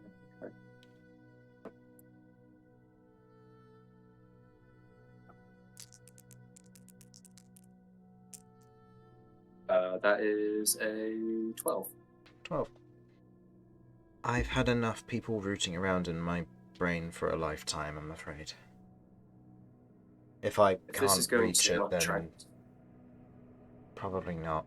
if this is going to I can't imagine what you've been through. But if this is going to help track down who's done this to my friend, then I feel like we owe it to those who fell to follow this through. Sometimes we gotta get uncomfortable. Do shit that we don't want to. But I respect your decision. Why don't we see if there are other avenues first? Alright. You mentioned 2 of 4 pieces. Yes. I assume the ring is one of them? The ring is one, and they mentioned something about a cage.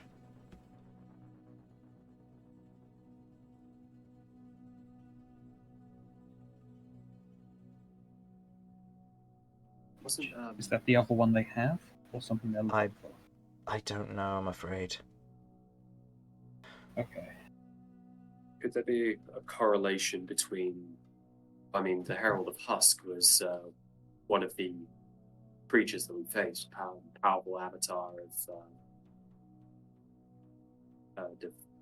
David, I believe.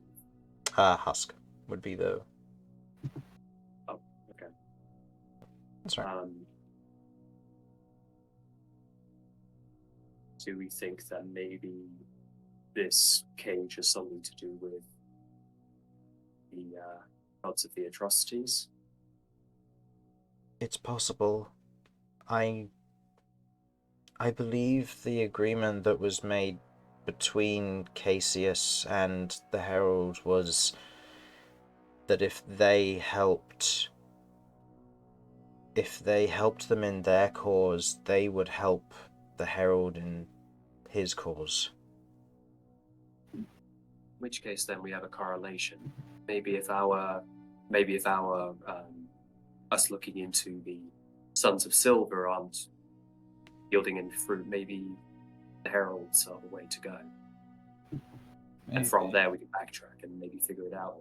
Do we know of any relevance to the gods of the atrocities from the places that the Sons of Silver visited?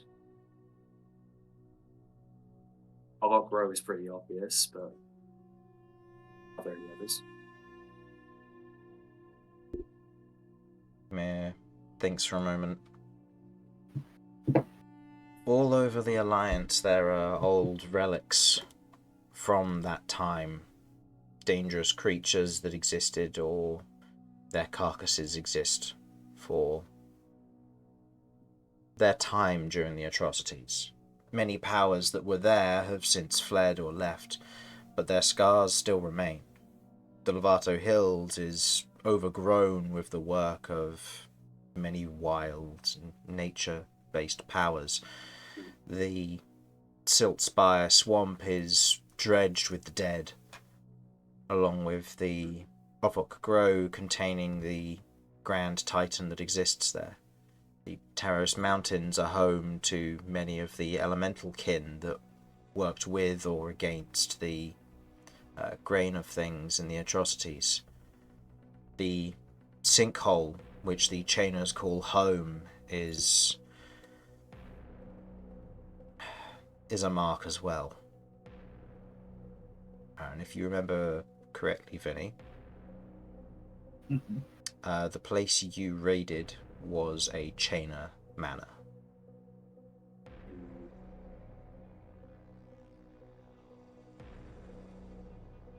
There are all kinds of marks from the atrocities from times afterwards. Even Paloon, or what was originally Paloon back then, has scars as well.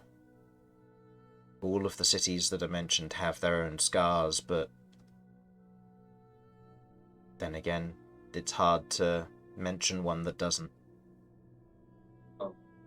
I mean, going back to the Chainer pit, I mean, which seems to have some kind of connection to you, which is good, I guess. Do we know what was what maybe created that specific mark? Maybe there's a correlation between the two entities, between Husk and whatever, and we can use that to maybe figure out what they're doing or where they're going next. Maybe. If there is, I can't think of one. I can look into it, but it will take time. Any research you can do would be greatly appreciated. We have a really good researcher in our little band. Mm. Once we get acquitted of this jury duty, I think maybe this will be this should be the thing that we focus on, at least for the time being. Seems like the most pressing matter, if you think that that's the right course. Depends on what the court case, how it goes. Once at that time, I guess. Yeah, I think we've all done all we can on that. indeed. Mm. Khmer otherwise... Or, no, not Khmer. Carverne otherwise looks at you, Vinny. There is one thing that can be done. Trustin still lives in Braylin. He might know something.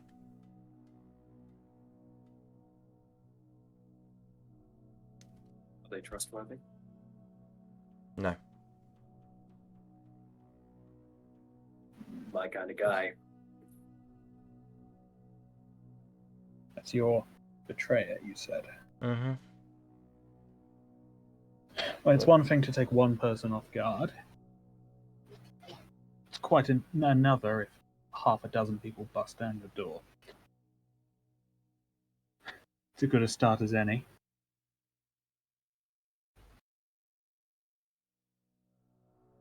Do you know how they got the cases?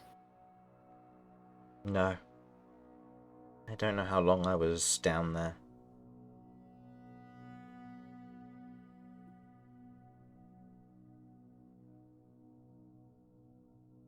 Must have been hard. It looked like you went through hell. She nods, but you get a sense that she's tough as it stands. Oh yeah, no kidding. She's- Well, the fact she's- that she is standing is like a testament to like her tenacity. Right now, her spite and her defiance is what seems to be driving her.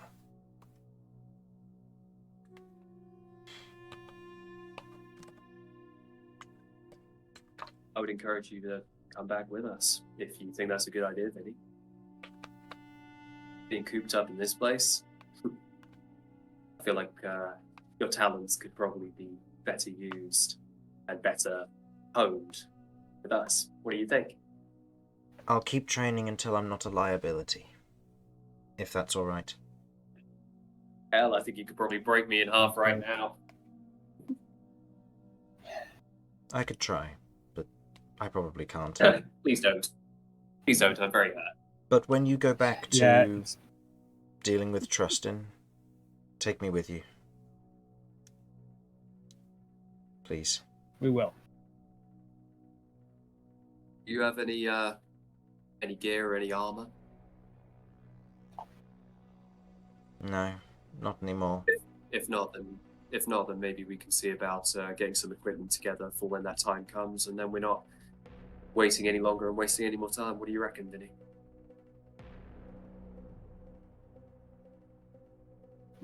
We can try and get you supplied. Make sure you have time to practice with whatever you want. What kind of weapons do you use? Maybe. I work with most weapons. I used to enjoy using a maul back in the day, but Ah, times have changed. lady of class. And you see that she almost looks at her forearm, where you can see that there isn't skin that would heal over, but you can see the rough texture where the scales were originally embedded upon like the layers of muscle there. And you can see she looks at it and almost like flexes her hand to make the muscles flex, but you can see there's dissatisfaction in her eyes. As a general note, due to what has happened, her strength has been permanently decreased significantly. Yeah. She will not be using strength-based weapons going forward. Well, I was going to say maybe then in the interim, obviously, a maul is great and all, but maybe until you get the weapons that you're comfortable with, Mortar will kind of remove his cloak and he'll take off his stalker sheaths and his blades, and he'll say, "So I had a whole quandary about whether or not it was customary for me to give you a gift as a get well soon thing, but I was told that that's not necessarily something that's expected, but it feels right that you have these, at least for the time being, until we meet again and until you have weapons of your own. Don't think of this as a charity thing. This is me going, if you want to get back on your feet, that's great. You need to practice with these bad boys." And he'll hand her, and he'll hold out the stalker sheaths and the blades, and he will willingly unattune from them, however long that takes, to offer them to Takes less than an show action to unattune from something, so Perfect. you can quite happily hand it over. Yeah, I unattune from it and I hand them over. So they're pretty slick. You can throw them and now return to your sheath, no sweat. So you don't need to worry about going and collecting them. She looks them Suitable for over. children of all ages. Thank you. I'll Mention it. train. See how things go with these. As for that, she goes to reach for the bottle of vodka. I'll hand it over to her. Okay. She Every undoes. hour's happy hour. She undoes the top Indeed. and begins to down some of it before Mortar screaming. Mortar watches her necking this whiskey, and he's like, "Damn, Vodka, but yeah. yeah." She. Oh, sorry. Yeah, vodka. Yeah. Damn. She necks some of it before kind of screwing it back on. I've missed it. Thank you. I'll bring you another bottle next time we meet. I'll count on it. I'll try not to And make if you're it looking so. to train, we should train together sometime. Sounds like a plan. You know me, normally I just wing it, but this is serious. Indeed. Hey, Calvin, did you know Vinny has a student now? He's become a bit of a teacher. She looks at you, And a Vinny. buddy. It's just Kat. She's learning new ways to fight. Wanted me to show her a few things. Kidding me? After one lesson, she kicked my ass. That's saying something. If you want to train with someone, this is the guy. Oh, it's saying something, but I think it says more about Kat than it does about me. Hey, a good teacher never blames their tools? No, that doesn't work. Vinny took a point Anyway. of psychic damage from trying to figure that out. He's no longer at honestly, 69. Mortar inflicts psychic damage to himself. Mortar, what have you done? Vinny's no longer at 69 health. No! Literally, you ruined it. Damn. Oh no! What have I done? Vinny's sex appeal has gone down the drain. I Is should it let you get bad? back to it. But Thank I you, have though. one more question. Hmm? In your honest opinion, and feel free to say if you don't know, but do you know much about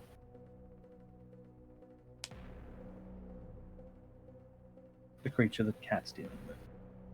The thing we're here for the court. They said they spoke to you about it, so I don't know if they told you anything. No, they didn't mention anything about it. The only thing that I didn't know anything about it from the questions they asked. The only thing that I said was that you all saved my life. And at any point, you could have killed me. You could have chosen to do it. And as much as I suspected it could potentially have been, well, playing the long game, Cat seemed like an innocent but powerful child. Or teenager, I suppose. I was the same when I started my fighting.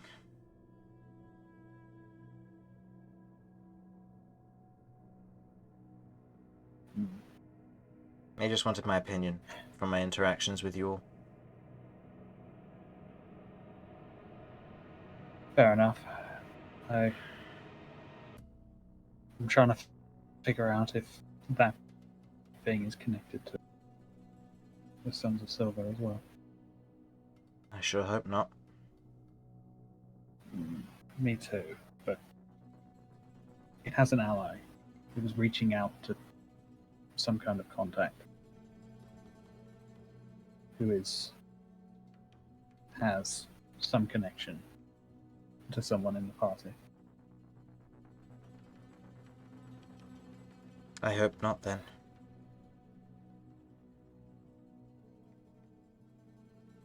Thank you for visiting, though. One mercy of that. One mercy would have been that at least there's two ends that tie into each other. Oh well. We'll have to figure out both of those then. You'd hope Right. only so much can go wrong in a lifetime. Anyway, you probably have plenty to do with the court case and plenty to worry about. I'll get back to training and do my best. Yeah. And make sure you rest as well. I will. She takes the daggers and kind of draws one from its sheath, and you can see she goes back to, or she watches and waits until you've mostly gone, before kind of taking another drink and then beginning to throw knives and just strike at the air, building up muscle. Little tip with those. Instead of throwing overhand, throw underhand. Actually works better. Seriously, give it a try. She takes it into account. Backwards grip. Okay. The two of you return after your meeting. Sorry, just one last thing. As we've left and it's just Vinny and I, as we're walking, Mortar's going to just quietly say to Vinny, that may not be the only problem we have. I'm we sure get there's back. hundreds, but Yeah, it may be a little more imminent than our other problems. We'll talk about it when we get back. I think everyone needs to kind of hear this, but there's something coming. oh, that's never good. No, it's never All good. right. All right, Right, we'll group back up then. let's do it. Okay. You head back to your general dormitory area. You wait for a few hours, having maybe a couple of drinks while you wait, before Cat and Kirv return, and Romulus returns in his normal outfit. Go ahead and roll me a perception check, Mortar. You'd probably be the only one who might notice this. Actually, no, Vinny, you go ahead and roll it as well, just in case.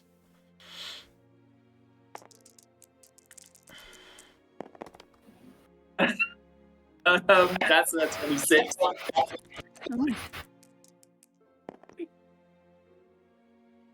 Hello.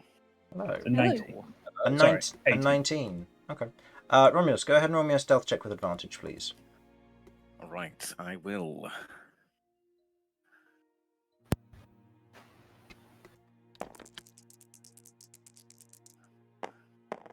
Oh, well, Okay. shit. No.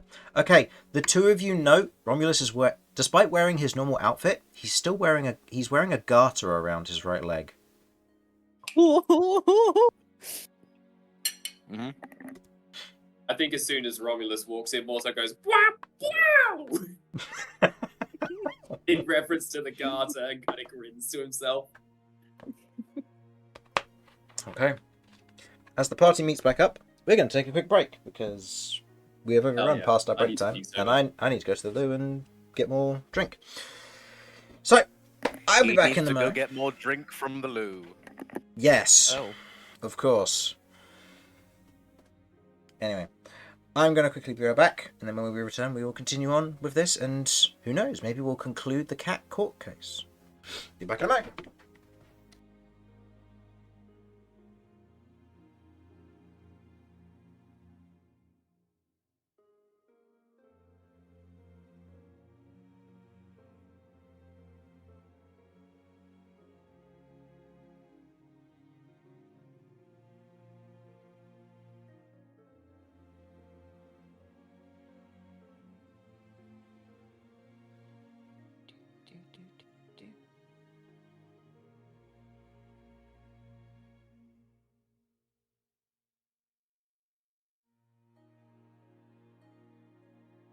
So, how are we all feeling?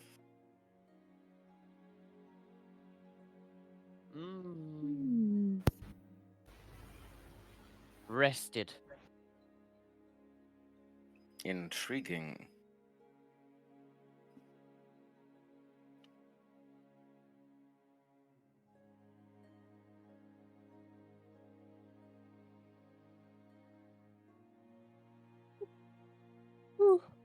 Yeah, that was intense. IRL, I'm feeling a little bit sleepy.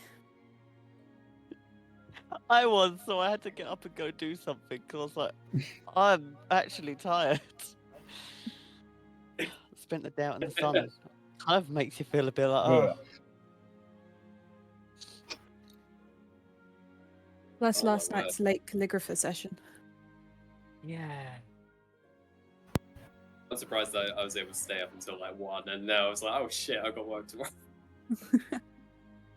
Yeah, fortunately I didn't have, but I had to get up early this morning because I need to do shopping because I didn't do it yesterday, and I was like, oh, everywhere shuts early.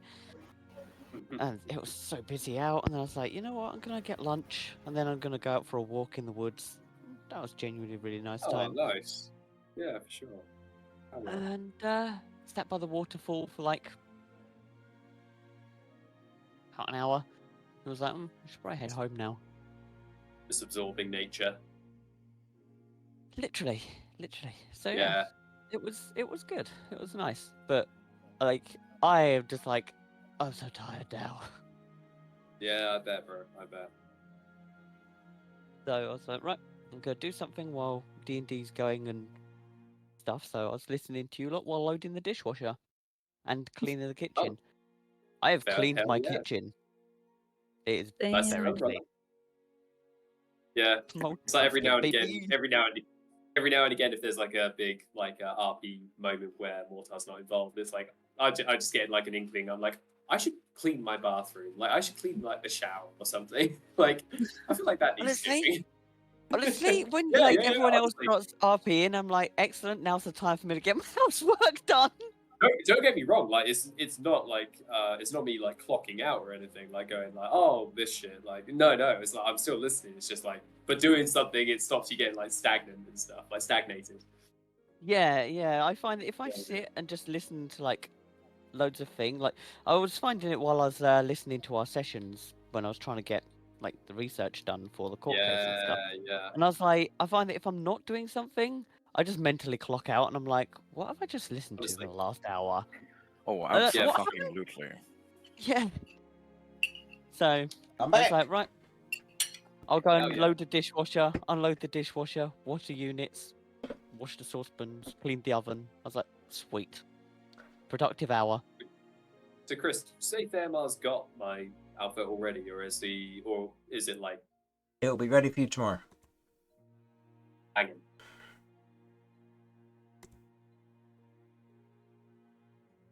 Hell yeah. Oof, well, that was a deep dive. It's good to see Carmen again. I'm just doing that.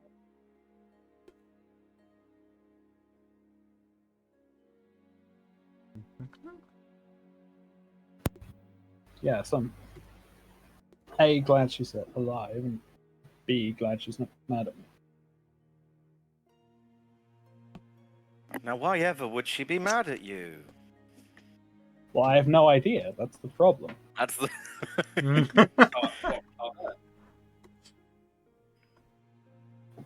Mm-hmm.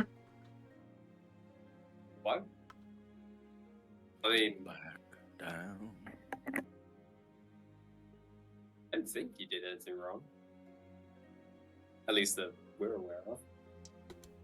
No, but until that meeting, I basically know what had gone on in that now- period.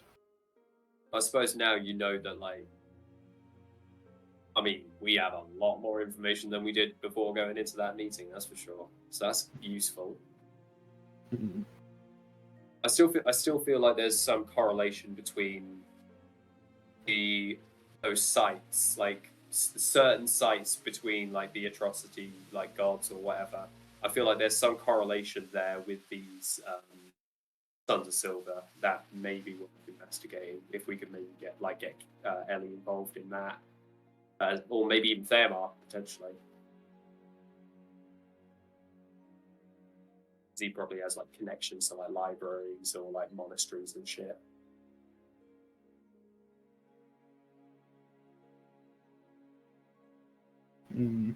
Are we missing Yeah, anyone? I think we need to get more information first. Yeah, for sure. We got Simon, we got Dan, here. Jamie's here, Rebecca, Yep. Harlan. I am here. Excellent. So, as you've all returned back to your general meeting area, is there anything you would like to do for the rest of the day, or any RP you would like to have in this moment? Kat wants to talk to her granddad about what the hell's going on with her magic. Okay.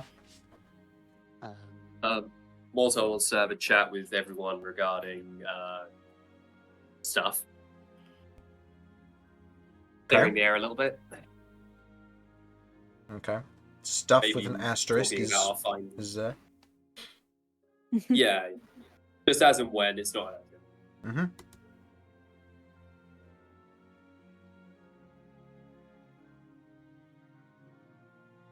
Is the guy that was following me and Ellie still around?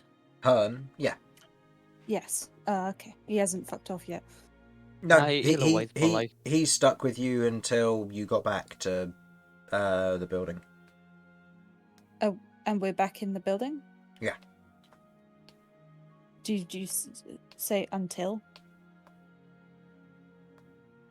He basically, if you are moving around anywhere, he is with you. By the time when you get back and you sit back down on the sofas outside your bedrooms, he would then go back and check up on Thamar. And is Ellie still around before? Yeah. And?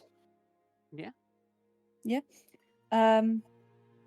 So I suppose Kirv just sort of holds Ellie's shoulder and is just like, you know, I get why you'd hide away from that guy.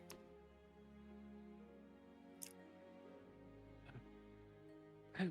Hearn? Or Thamar? I mean, I was thinking not? Fairmar, but to be fair. I love Hearn. Hearn's a good boy. There was another guy called Oak. He was like my dad away from dad, and now I've got another dad. And I have an ever-growing pool of dads. It's getting weird. But yeah, Rather too many than too few. True. But yeah, Granddad can be really intense. Like, everything is business. I didn't really get to see much of my mum because she was always having to do business because he demands it. It was tough.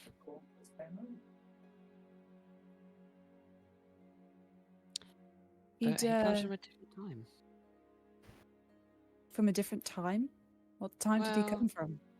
Well, he's a war hero, you know. He grew up during...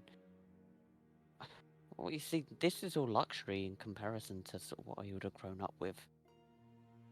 I mean, they were at war. They were slaughtering everywhere. You know, he had to turn against his own Bislandic people to try and save his Bislandic people. He had to make some hard calls.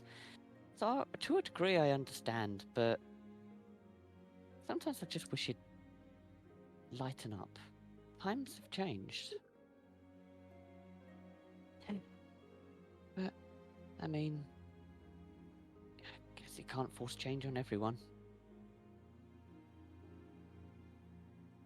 Well, he certainly likes to try.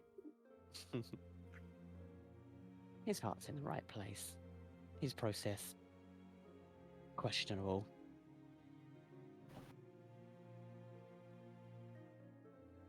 So what about trying to hit Mortar with a disintegration was his heart being in the right place? As you look at Kat, just sort of like, Oh, fucking hell. Yeah, he doesn't understand how I cast. He messaged me to tell me to counter it. Problem is, with that spell that I had, countering kind of isn't something I could do. So he's not as smart as he looks. Oh fuck. Well,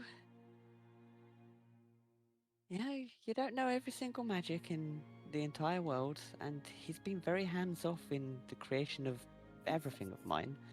I mean, you've seen how he uses his elementals compared to how I use mine. I work with mine, while he commands his.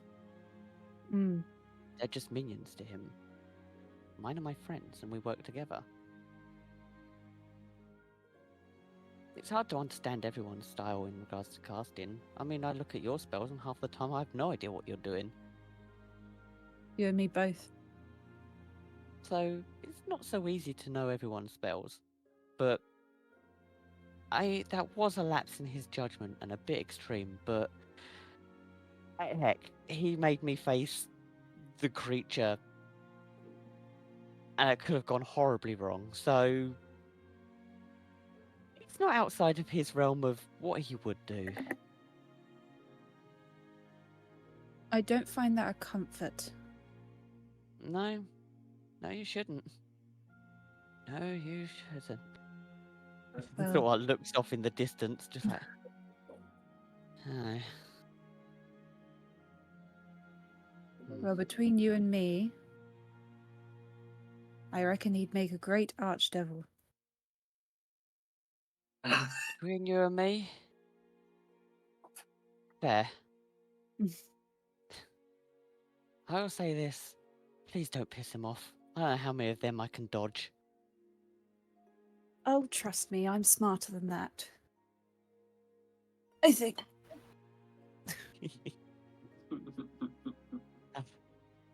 You know what? You'll be fine. gives Kirv a pat on the shoulder, like, on the note of Grandad, I need to go find him. Mm-hmm. My magic's doing weird things. I don't understand it. Just look after yourself around him. Don't let him I will. take complete control. He'll have to get in line. There's a lot of people that want to take complete control. So, and he'll wander off to go and try and find a Grandad. Mm-hmm. Unless he's in this area. He's currently in his magnificent mansion. He's been there the whole time. Okay. Cool. And she'll wander off to go and find him. Okay. Before then, Mortar wanted to discuss stuff. So, yes. with the vague term stuff, take it away, Mortar. So Mortar just kind of gathers everybody just by the bar, kind of communal place where Beau could also hear as well, because he's also part of the team. And he'll kind of look at everybody. He'll take off his mask and his goggles, put them on the table. I think I owe all of you an apology. And nah, no, I don't think. I know I do. Recently, well, ever since I've really been in this group, I've been pretty self-obsessed, self-absorbed, just very kind of selfish, at least to a degree.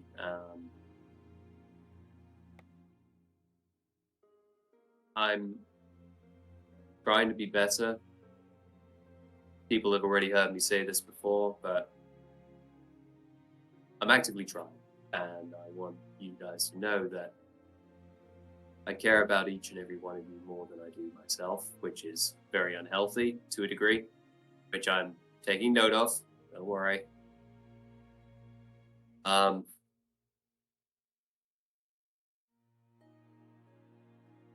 And from kind of a lesson which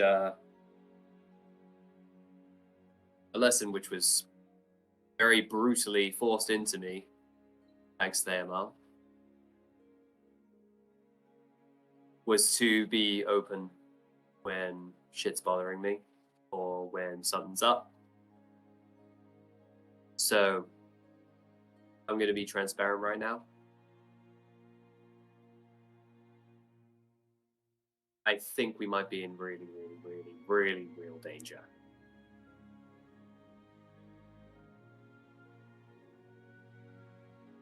From Okay. what? I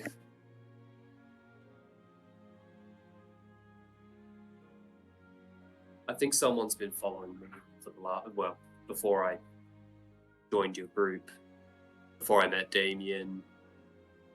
Someone's been following me, and I think they're from where I'm from. I don't know why specifically, but either they're here to take me home or they're here to kill everybody. All I know is that they're very powerful and they scare the shit out of me.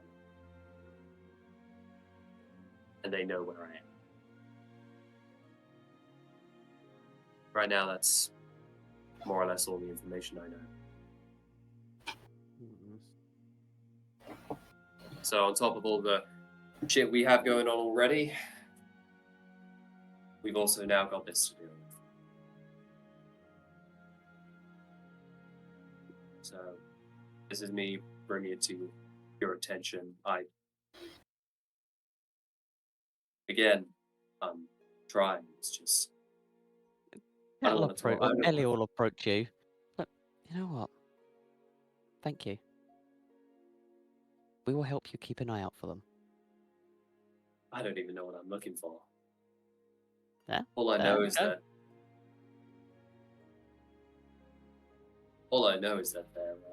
they know where I am.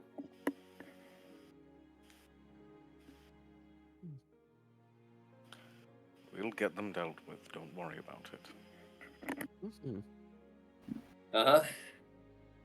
Anyway, in brighter news,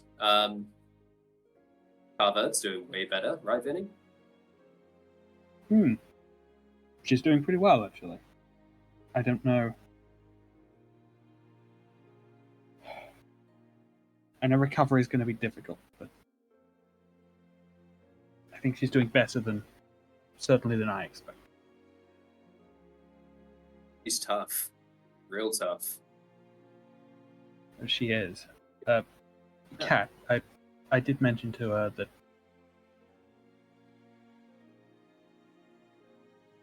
that you'd had some thoughts about scales, but not.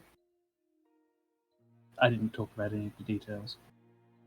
Now that's fair. I don't really know many of the details myself. I'm currently in the process of creating a spell. Granddad's currently trying to help me, and on that note, he's still got Treladex. Should probably reclaim him at some point very soon. But yeah, we're process trying to empower and improve Treladex, and then I should be able to then start working on that. I might have to mix it with a spell. I'm not too sure. I'm going to have to look into logistics of it, but it is something that is possible. But, you know, again, this is Treladex's power, so as he said, she does need to prove herself. But this is something that me and her, Treladex, or we, or her Treladex, or whoever, can go over.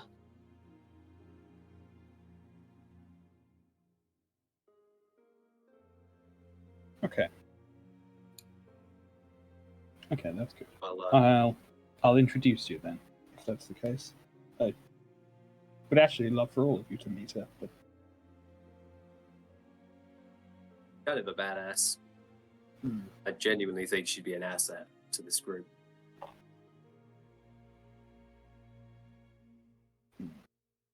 Safety in Yes, numbers. well, Well, Whatever help we can get, I think, is worth the price. Speaking of, the meeting was productive. It turns out we have a very big problem on our hands. Right. The group, whoever it is, they're called the Sons of Silver. They were allies of convenience, I think, with the Herald of Husk. I think their actual goals are a little different. They've got some pieces they're looking for. Of what, I'm not sure, but there's 4 of them and they have 2. That's not good. Okay. Like, are they physical items? Are they? One of them definitely is. One of them's a ring. That's Okay, one of the so ones they're they kind have. of potentially items like that. Okay. Okay. There's some sort of cage as well, but I don't know if they have that one yet. Carver just heard them mention it. A cage? Hmm. I don't know if it's What they said. like a literal physical cage or some sort of metaphor or what. But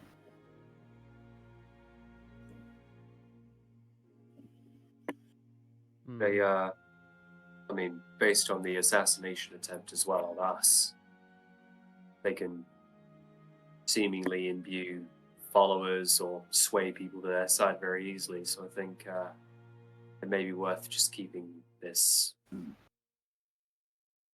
to ourselves, because I don't think we should potentially leak this information to anybody. The guys who gave us this information, I made sure.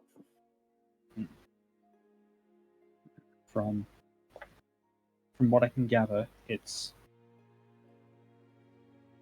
I think actually a fairly small group in terms of numbers.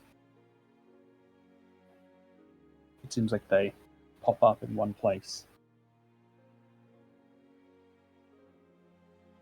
and then aren't heard from again very shortly after.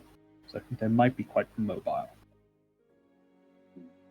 And the control or possession of civilians, there's a specific person who does that.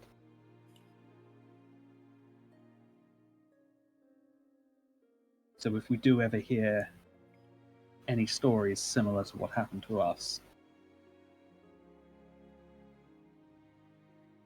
we'll know where we can go to get revenge. Well, Okay. As well as to shut think down something- Kiala. something that I think we need to prioritize is our own protection from this potential brainwashing, especially those of us who are maybe more susceptible to mind-altering abilities. I think that if we're planning on taking these guys down, then we need to reinforce ourselves a bit, especially some of our heavy hitters. Because if they go, we're fucked. And also, that may be quite helpful in dealing with what might be coming after me as well.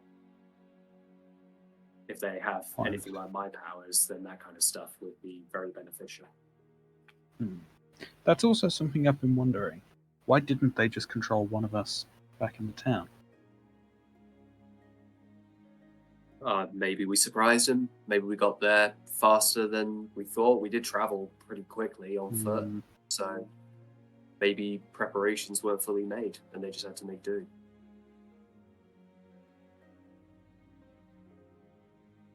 I mean, we could speculate all day and all night, but all we have is the facts. So maybe we should. Yes, I think the important thing to take from that is they're not all powerful. There are conditions. If we get the drop on them, they have to improvise with whatever they have prepared.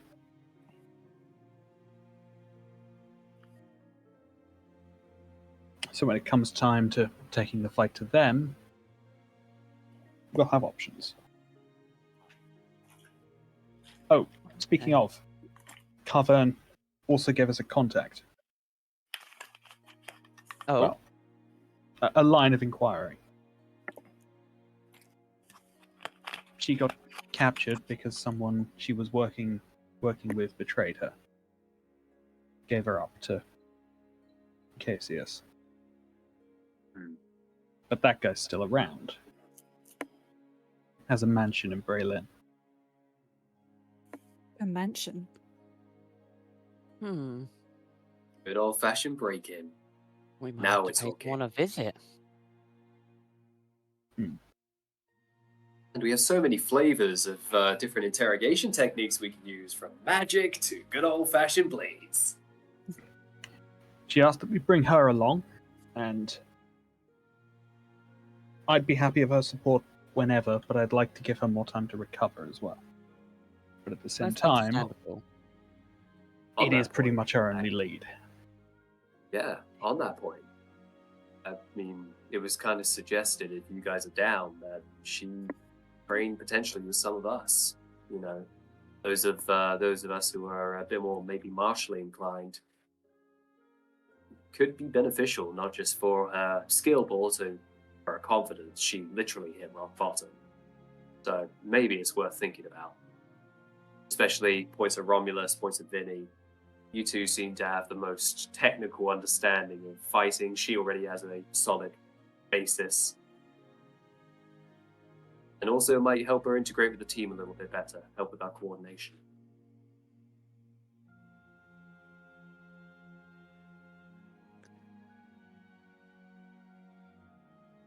What do you We think? know how long it'll take for her to get back on her feet enough that she isn't a liability.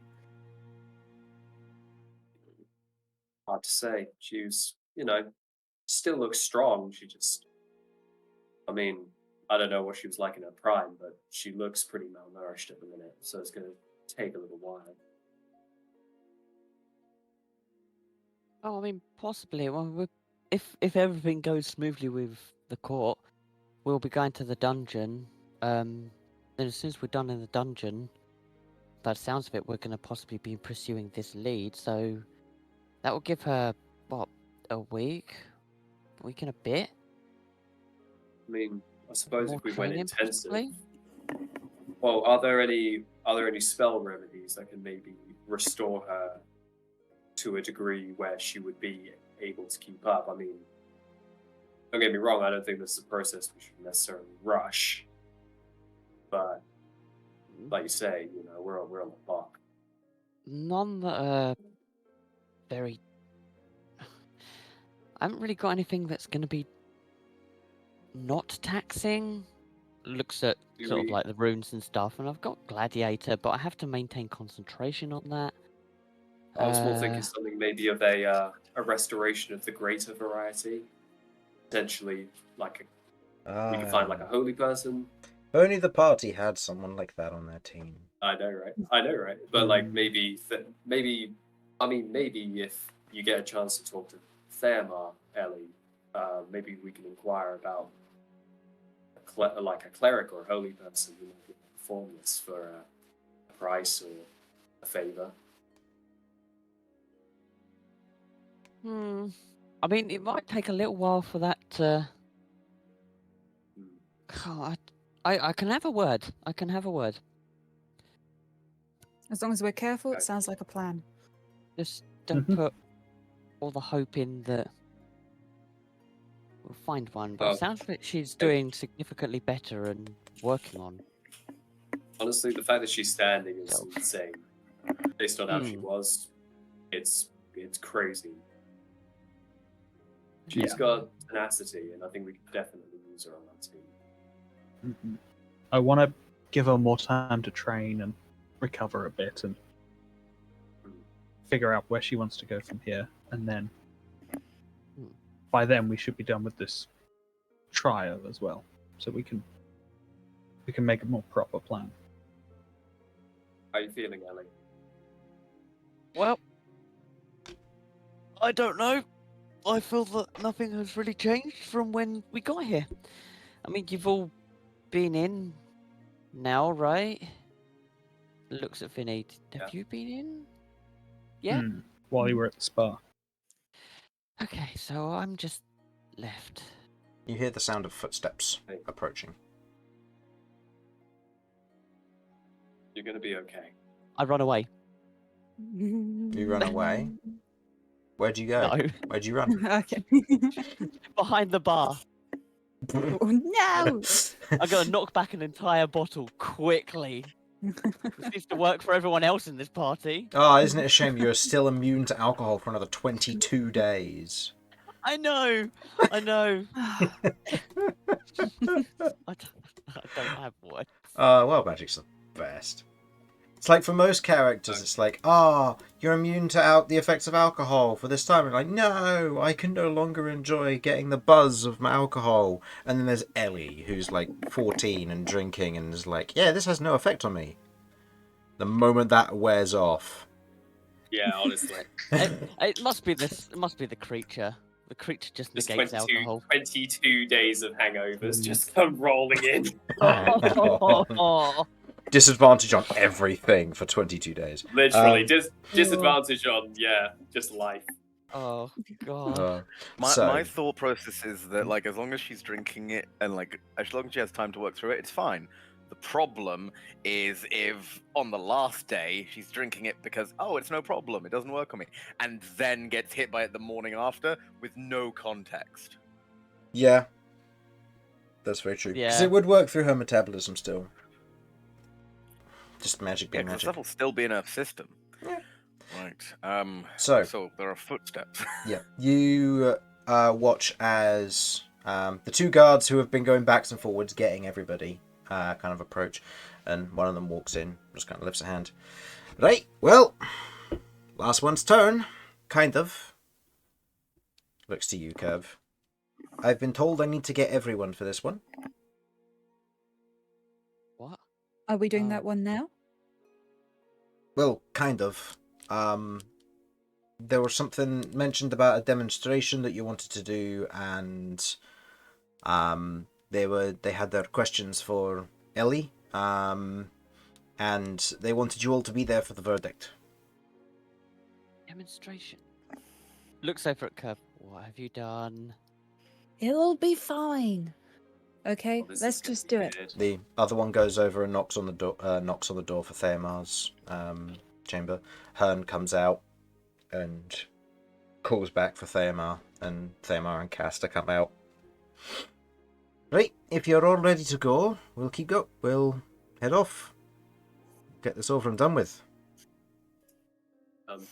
Mortar just discreetly, as like we're walking, is going to kind of place a hand on Cat's shoulder and is going to cast protection from evil and good, just wordlessly kind of reaffirming that everything's going to be okay. For reference, by the way, it is getting close to probably about 10 p.m. at this point. Oh, What's that, sorry? It's getting close to about 10 p.m. IRL, not IRL, in-game. So it's getting to the point where you would all want to kind of go for a long rest, but for dwarves, this is the kind of the end of the day sort of thing. Gotcha. So you otherwise... IRL, it's 9:30. Yes, indeed. 9:35, if you want to be precise. As It's you're 9:35 p.m. led to the main courtroom chamber, you can see that there is that main platform there for you, Ellie, and Theomar kind of walks up beside you as it does so. The guards kind of just tell the rest of you to wait near the back of the room, and they'll call on you in a minute, Kirv. Mhm. As this happens, you kind of see that a number of the officials are kind of paying much more close attention to the nature of this. They were still listening before, but now it's a matter of they're not talking amongst themselves as Ellie approaches. So, the individual known as Ellie Fleethoof, who is on trial for the nature of the corruption that has overtaken her, and the nature of whether we are able to do anything or resolve the issue as it stands. We have heard from plenty of witnesses, and plenty of testimonies have been given to us, along with the lack thereof of some information. So, we have questions that we wish to ask of you. to confirm, your name is Ellie, correct? That's correct. And you've been going by the name of Cat while on your adventures? Yep. Wonderful. First things first. As a general note, the rest of you, I would like you all to remain quiet while she is answering questions. I do not want any influence. Should there be so, that will be taken into account with tampering. So look sternly back at the rest of you. Also, just kind of grins back. So, let me begin.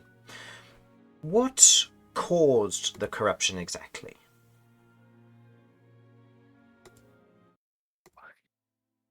Well.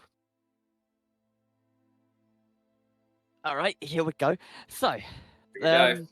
do you want to know the entire story, or specifically what I understand? How far back do you want me to go with this? To where it becomes relevant to the event at hand. So from what you Okay. understand with regards to how the corruption has when it started affecting you.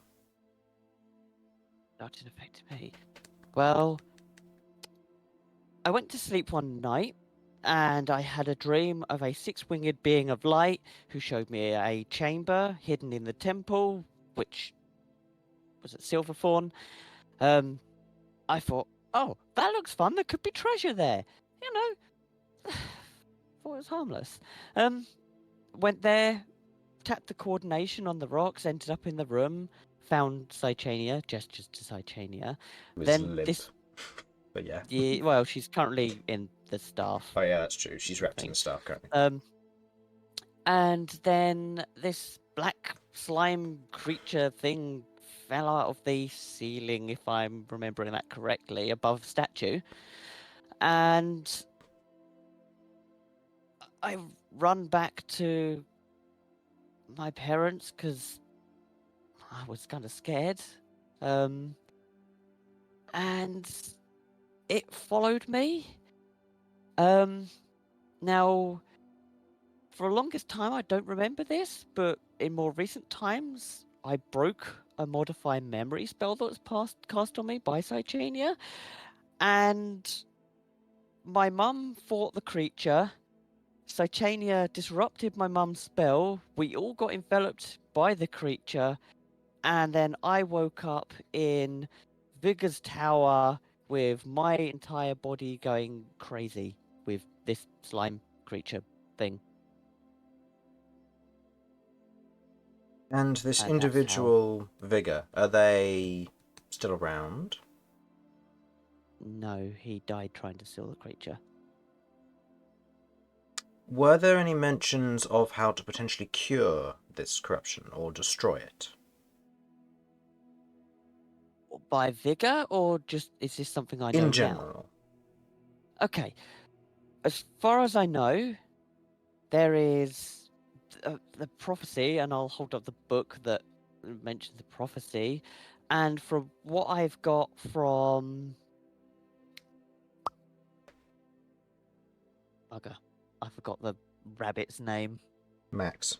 Max. From what I got from How could Max, you forget How could you Max's forget? name? because I kept trying to say Jeff, and it ain't Jeff because he's got no intelligence. In this From what I moment, got you from hear the Jeff words, is, as you kind of forget the name for a moment, you then remember it and you hear the words, "Hi, I'm Max," followed by the explosion of the rabbit, and there's a shiver that runs down your spine. shiver. We met a rabbit called Max, and turns out that rabbit was actually an ancient giant, who was basically told me I have 3 things that I've got to do to empower Cychania. I'm assuming Cychania is something because I've been told that she's the key. So yeah, she got her first upgrade after we met Max. The second upgrade, as far as we know, is in the foundations of Zaker's Crossing, which is our next plan of action if everything goes accordingly here. So I'm assuming I've got to make Cychania stronger to deal with the creature. But in fairness, I don't have any clear answers. You mentioned the foundations of Zeka. Are you talking about Drell? No. So we found, I've got a teleportation circle which takes me to somewhere that's kind of inside Zeka's Crossing, like inside Zeka's Crossing. That it's a mega dungeon. There were constructs in there. We kind of went there once. Kind of got beat up quite bad. We clearly weren't strong enough at the time.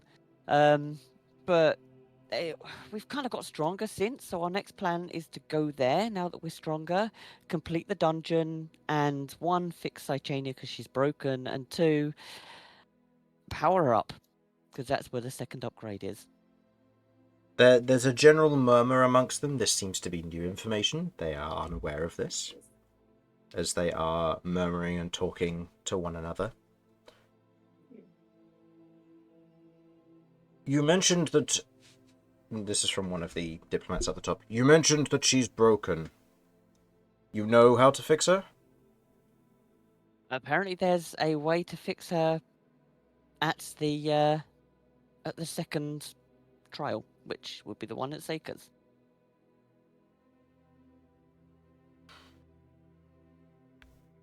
And you mentioned that the creature was being... Well, it has been mentioned that the creature is being contained by Cychania?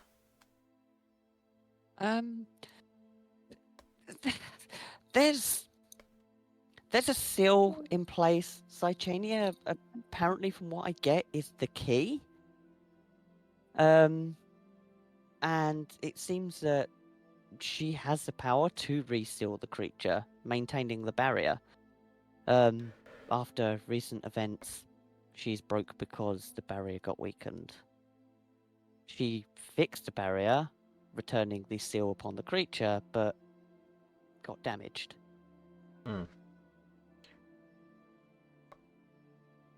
I see. Why was the seal weakened? Was there a event tied to this? It was a... It's a combination of two, really. One time, I'm pretty sure I died. And fortunately I stabilized. The creature saved me. I don't understand it. I just know that the creature saved me. And the second time, and Kat looks over to Famar, just like... Just looking for some reinforcement or affirmation, can I? Like, nervous about this. There is a subtle shake of head, not to tell them necessarily the full truth.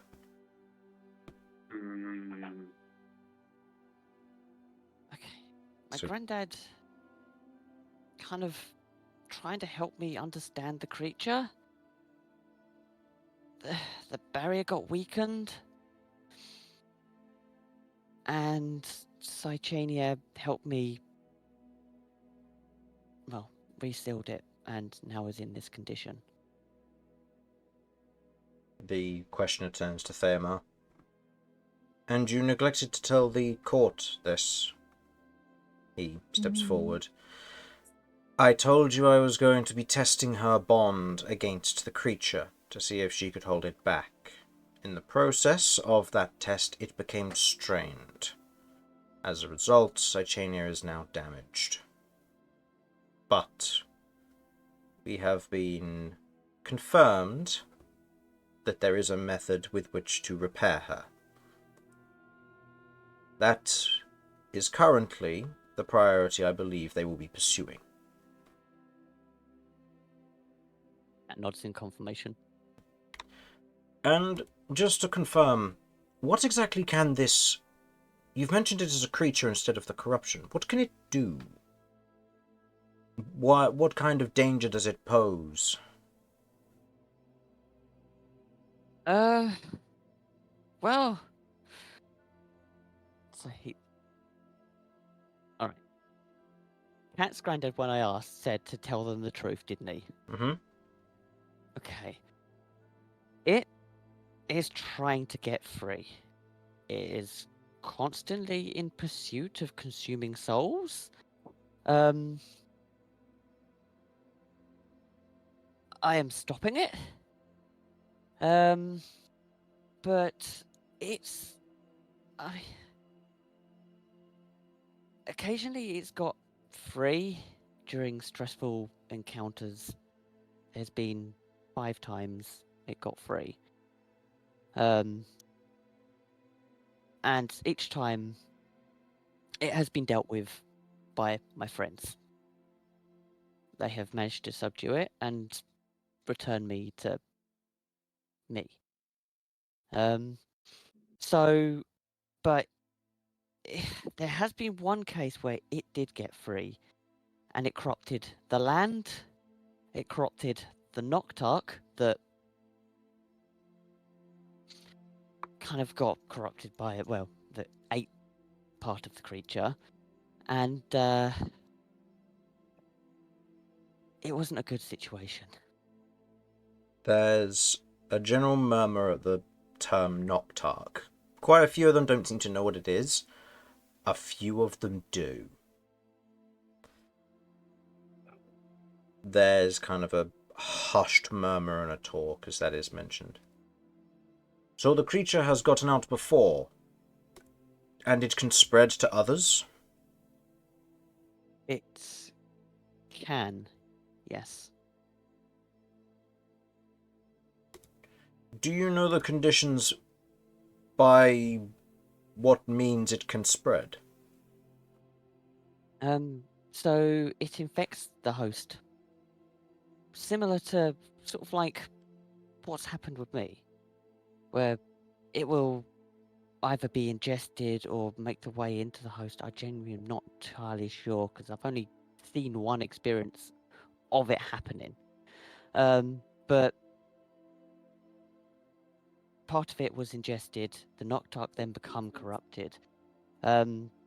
Fortunately, I can reabsorb. If parts of it escape, I can reabsorb them. Understood. And you've mentioned Cychania. What exactly is Cychania? I mean, she is obviously a chain with some form of crystal protrusions, but what exactly is she? The fact that she is a she implies that there is sentience? She's normally sentient, but after her injury, not so much. But she protects me, stabilizes my magic, because I can't actually cast without her. Hence, she's socketed in my staff, because I need her still to help me cast. But while she's weakened, the staff supplements her lack of power at the moment.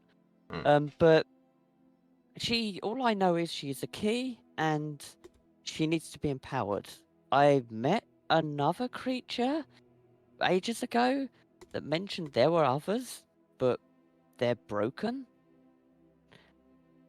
In fairness, I really don't know too much. I've tried identifying her. I got a lot of names. I'm assuming that's names of people the creature's eaten. But to be honest, I'm a bit of a loss. I don't truly know what she is. But she's my friend. And she's kept me safe. I suppose the final question then is...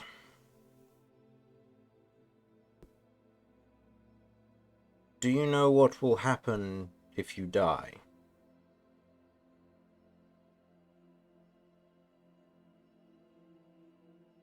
Will the creature escape? Will it die with you?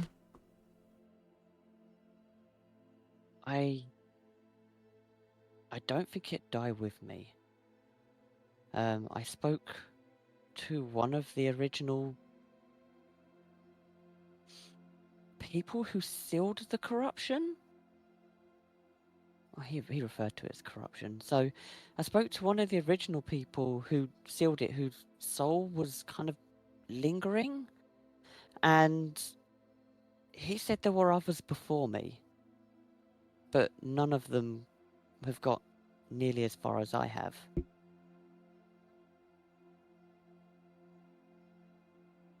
I'm assuming they either died or were consumed, and the creature's still present in the world. So, putting two and two together, if I die, I don't think the creature does. Hmm. But that's strictly hypothesis. I don't know.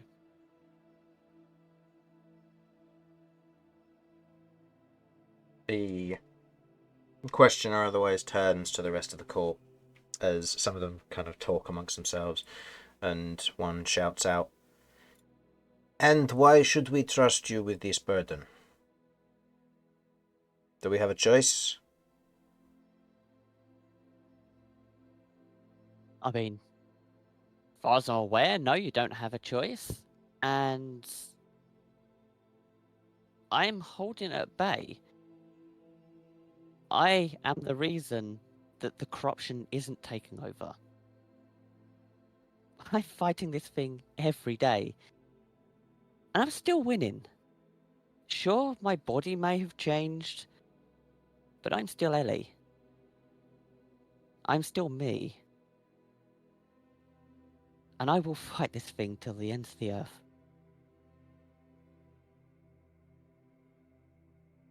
Go ahead and roll me a persuasion check. Very cool. Very cool. Knights of Chaos. May I remind you, do you get it back? Do you get it back on a short rest? I don't genuinely know. Oh, interesting. Either way, I only got a 2, so it's not going to be much different. I would love to provide my inspiration if I can, because you did a very Romulus Rust thing of I'm going to keep fighting this thing, and maybe that will let me. I'll say it depends on the definition of Tides of Chaos, because if you get Tides of Chaos back on a short rest, then that's fine. If you don't, however, then we'll have to take that new roll as the inspiration being used, because Tides of Chaos is currently not up. No. So, Tides of Chaos, you regain... Don't know.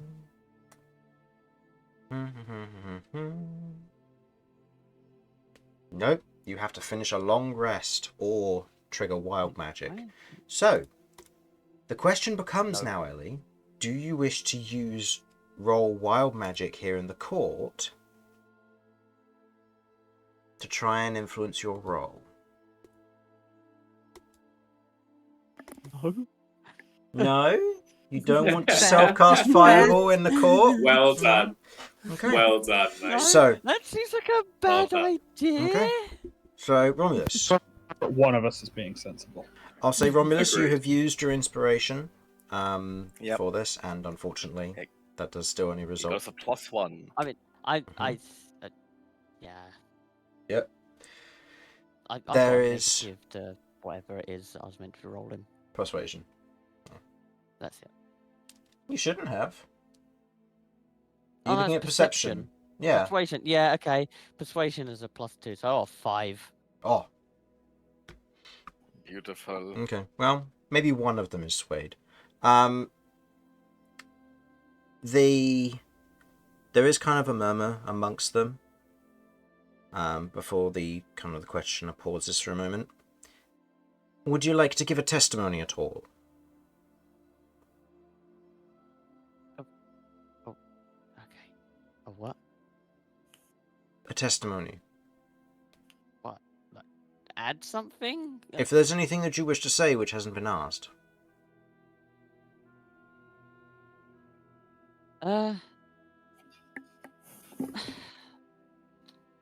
Look, I'm gonna be honest. Okay, this is pretty intimidating, actually quite scary. But I know what my goal is. I know what I plan to do. I don't want anyone to be hurt by this creature. And if all of you lot feel that there's someone more equipped and more powerful to deal with this, then so be it. But there's no guarantee they're going to be able to handle it.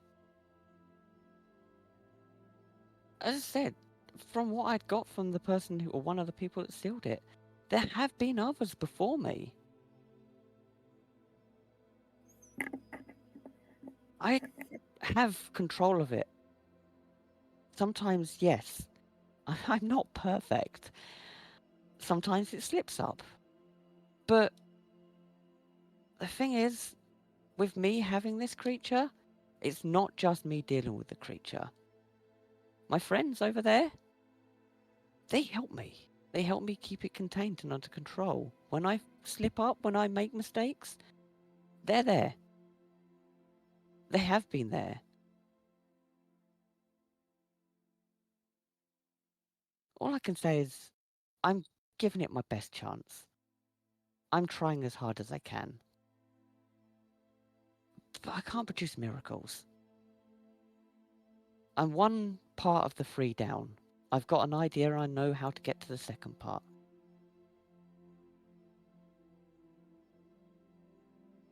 Go ahead and roll me a What more can I do? Go ahead and roll me a persuasion check. I don't want to use that dice. Mortar will raise his hand. Nobody calls upon you. You've had your Ooh. piece to say a Mortar can- testimony. Yeah, he keeps his hand raised regardless. Yeah, it's 15. 15? And there's a nod amongst their number. Thank you. Thank you, Eliflituf. And finally, the demonstration that we were so promised by Kirv Goldtongue. Please step forward. Just... But you have Uh, the look of, what on fuck's ever she got planned for Cat's face. Well, first Filch Cav will starts turn stretching. to Cav will turn to the party and say, I believe this one wants to say something. He had his opportunity. We gave him the chance for his testimony and he didn't want to say anything. So you're refusing more information. Yes. He had his chance. He even refused to answer some of our questions because he said he didn't want to. Mortar kind of chuckles to himself. What is he going to say that could be useful if he's not willing to be clear about information? Mortar will shrug, and he'll put his hand down and kind of give Kirv a, don't worry about it. It's fine. You know, do what you got to do.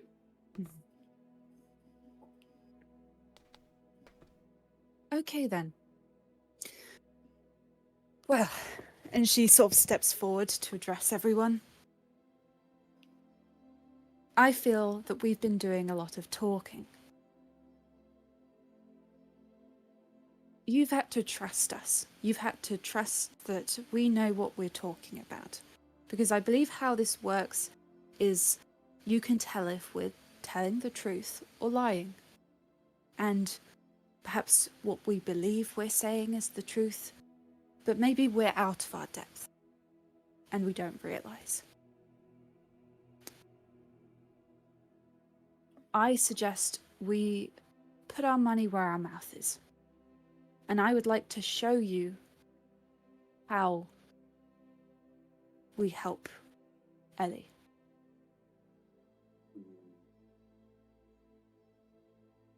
If you'll allow, I would like to bring Ellie up here as well. The questioner gestures for you to move forward, Ellie. Okay. Right. Specifically within 5 feet. It's fine. Okay, yeah. You feel this strong radiating presence from Cat, as Mortar's protection and evil from good is going to be giving you disadvantage on anything you use against Ellie, just so you know, because you are technically a devil. I will drop it if Kirv gives me the word, or if Cat does.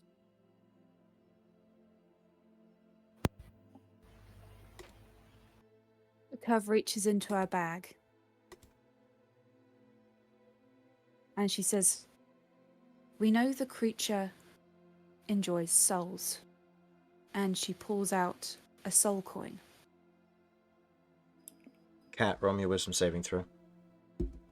Oh, son of a bitch. And when you say protection against Kirv, how does that work with Kirv's aura? So specifically against harmful effects, protection from evil and good. We'll get the exact description of it up. Yeah. Advantage against saves against frightened, charmed, and possessed from specific creature types, which include fiends and fiends, celestials, and undead. Aberrations, Fiends. celestials, elementals, fae, fiend, and undead. They protect against certain benefits. Creatures of those type have disadvantage on attack rolls against the target. The target cannot be charmed, frightened, or possessed by them. If the target is also charmed, frightened, or possessed by such a creature, the target has advantage on a new saving throw against the relevant effect. So it's up to you whether you want me to strike it or not. Right now, this would still be functioning, so Ellie would still get the aura of protection, I'll say. Mm-hmm. Okay. And I don't know if anyone else is able to do anything to help her out with this. I kind of have a emotional support cat that I designed to, support her in challenging times. Can I use the advantage thing from that? Not in this instance, no, and I'll explain that in a mo. Oh, good lord. Alright. That's alright. I like it. It's ballsy. Okay, well, just so you know, Roni is going to be ready to pounce in. Because he has a standing order. Yep, yes he does. Okay, that is a wisdom save, yeah? Mm-hmm. With a +4 on top because of... Okay, so it's 18. 18. There is this sudden shudder as one of your tendrils goes to snap up at the soul coin. It is fast, it is instinctive, but you manage to maintain control. Without Sychania there, this would have been a very difficult thing to try and achieve. Sychania is still round your staff, however. As you grab and kind of pull your arm down, Roni moves to act. How much health does Roni have? Roni has 75. Okay. Just gonna roll these real quick.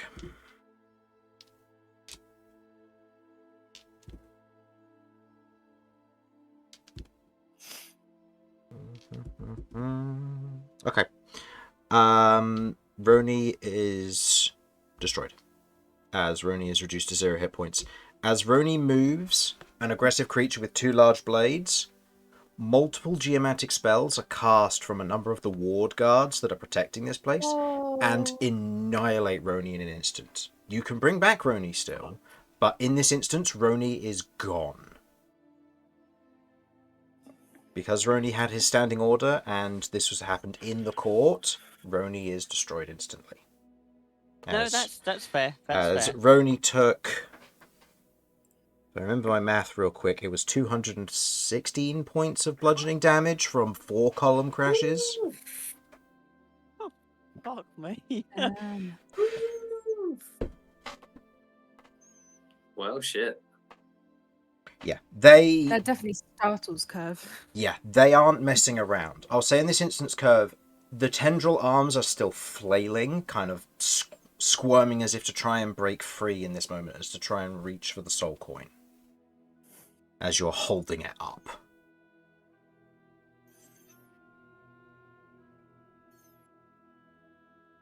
Oh, I think I've made my point. And she puts the coin back in her bag. Go ahead and roll me a persuasion check with disadvantage. I live like, fucking hell, thanks. Oh, one of them was a nat 20 as well. Oh, you hate to see it be robbed. You hate to see it. Persuasion, yeah. Yep. That's a 19. Okay. A number of them... There seems to be a little bit of discourse between them, as some of them kind of turn and go, well, she obviously had control of it, so what's our issue? And others are like, well, yeah, but look at what nearly happened. And there's kind of the back and forth between a number of them as they are beginning to kind of chatter and talk before. Can I say something? Like, does it look like I'll be able to say something and they'd hear me? There wouldn't be a moment, no, where they're Okay. kind of... These are dwarves. They are busy shouting at one another in this instant before you watch as one of the individuals kind of stands, although you can't really tell, as they scoot off of their seat and go towards the edge, kind of putting their hands on the railing and looking down. And you see multiple others begin to kind of grow quiet. One final question for you then.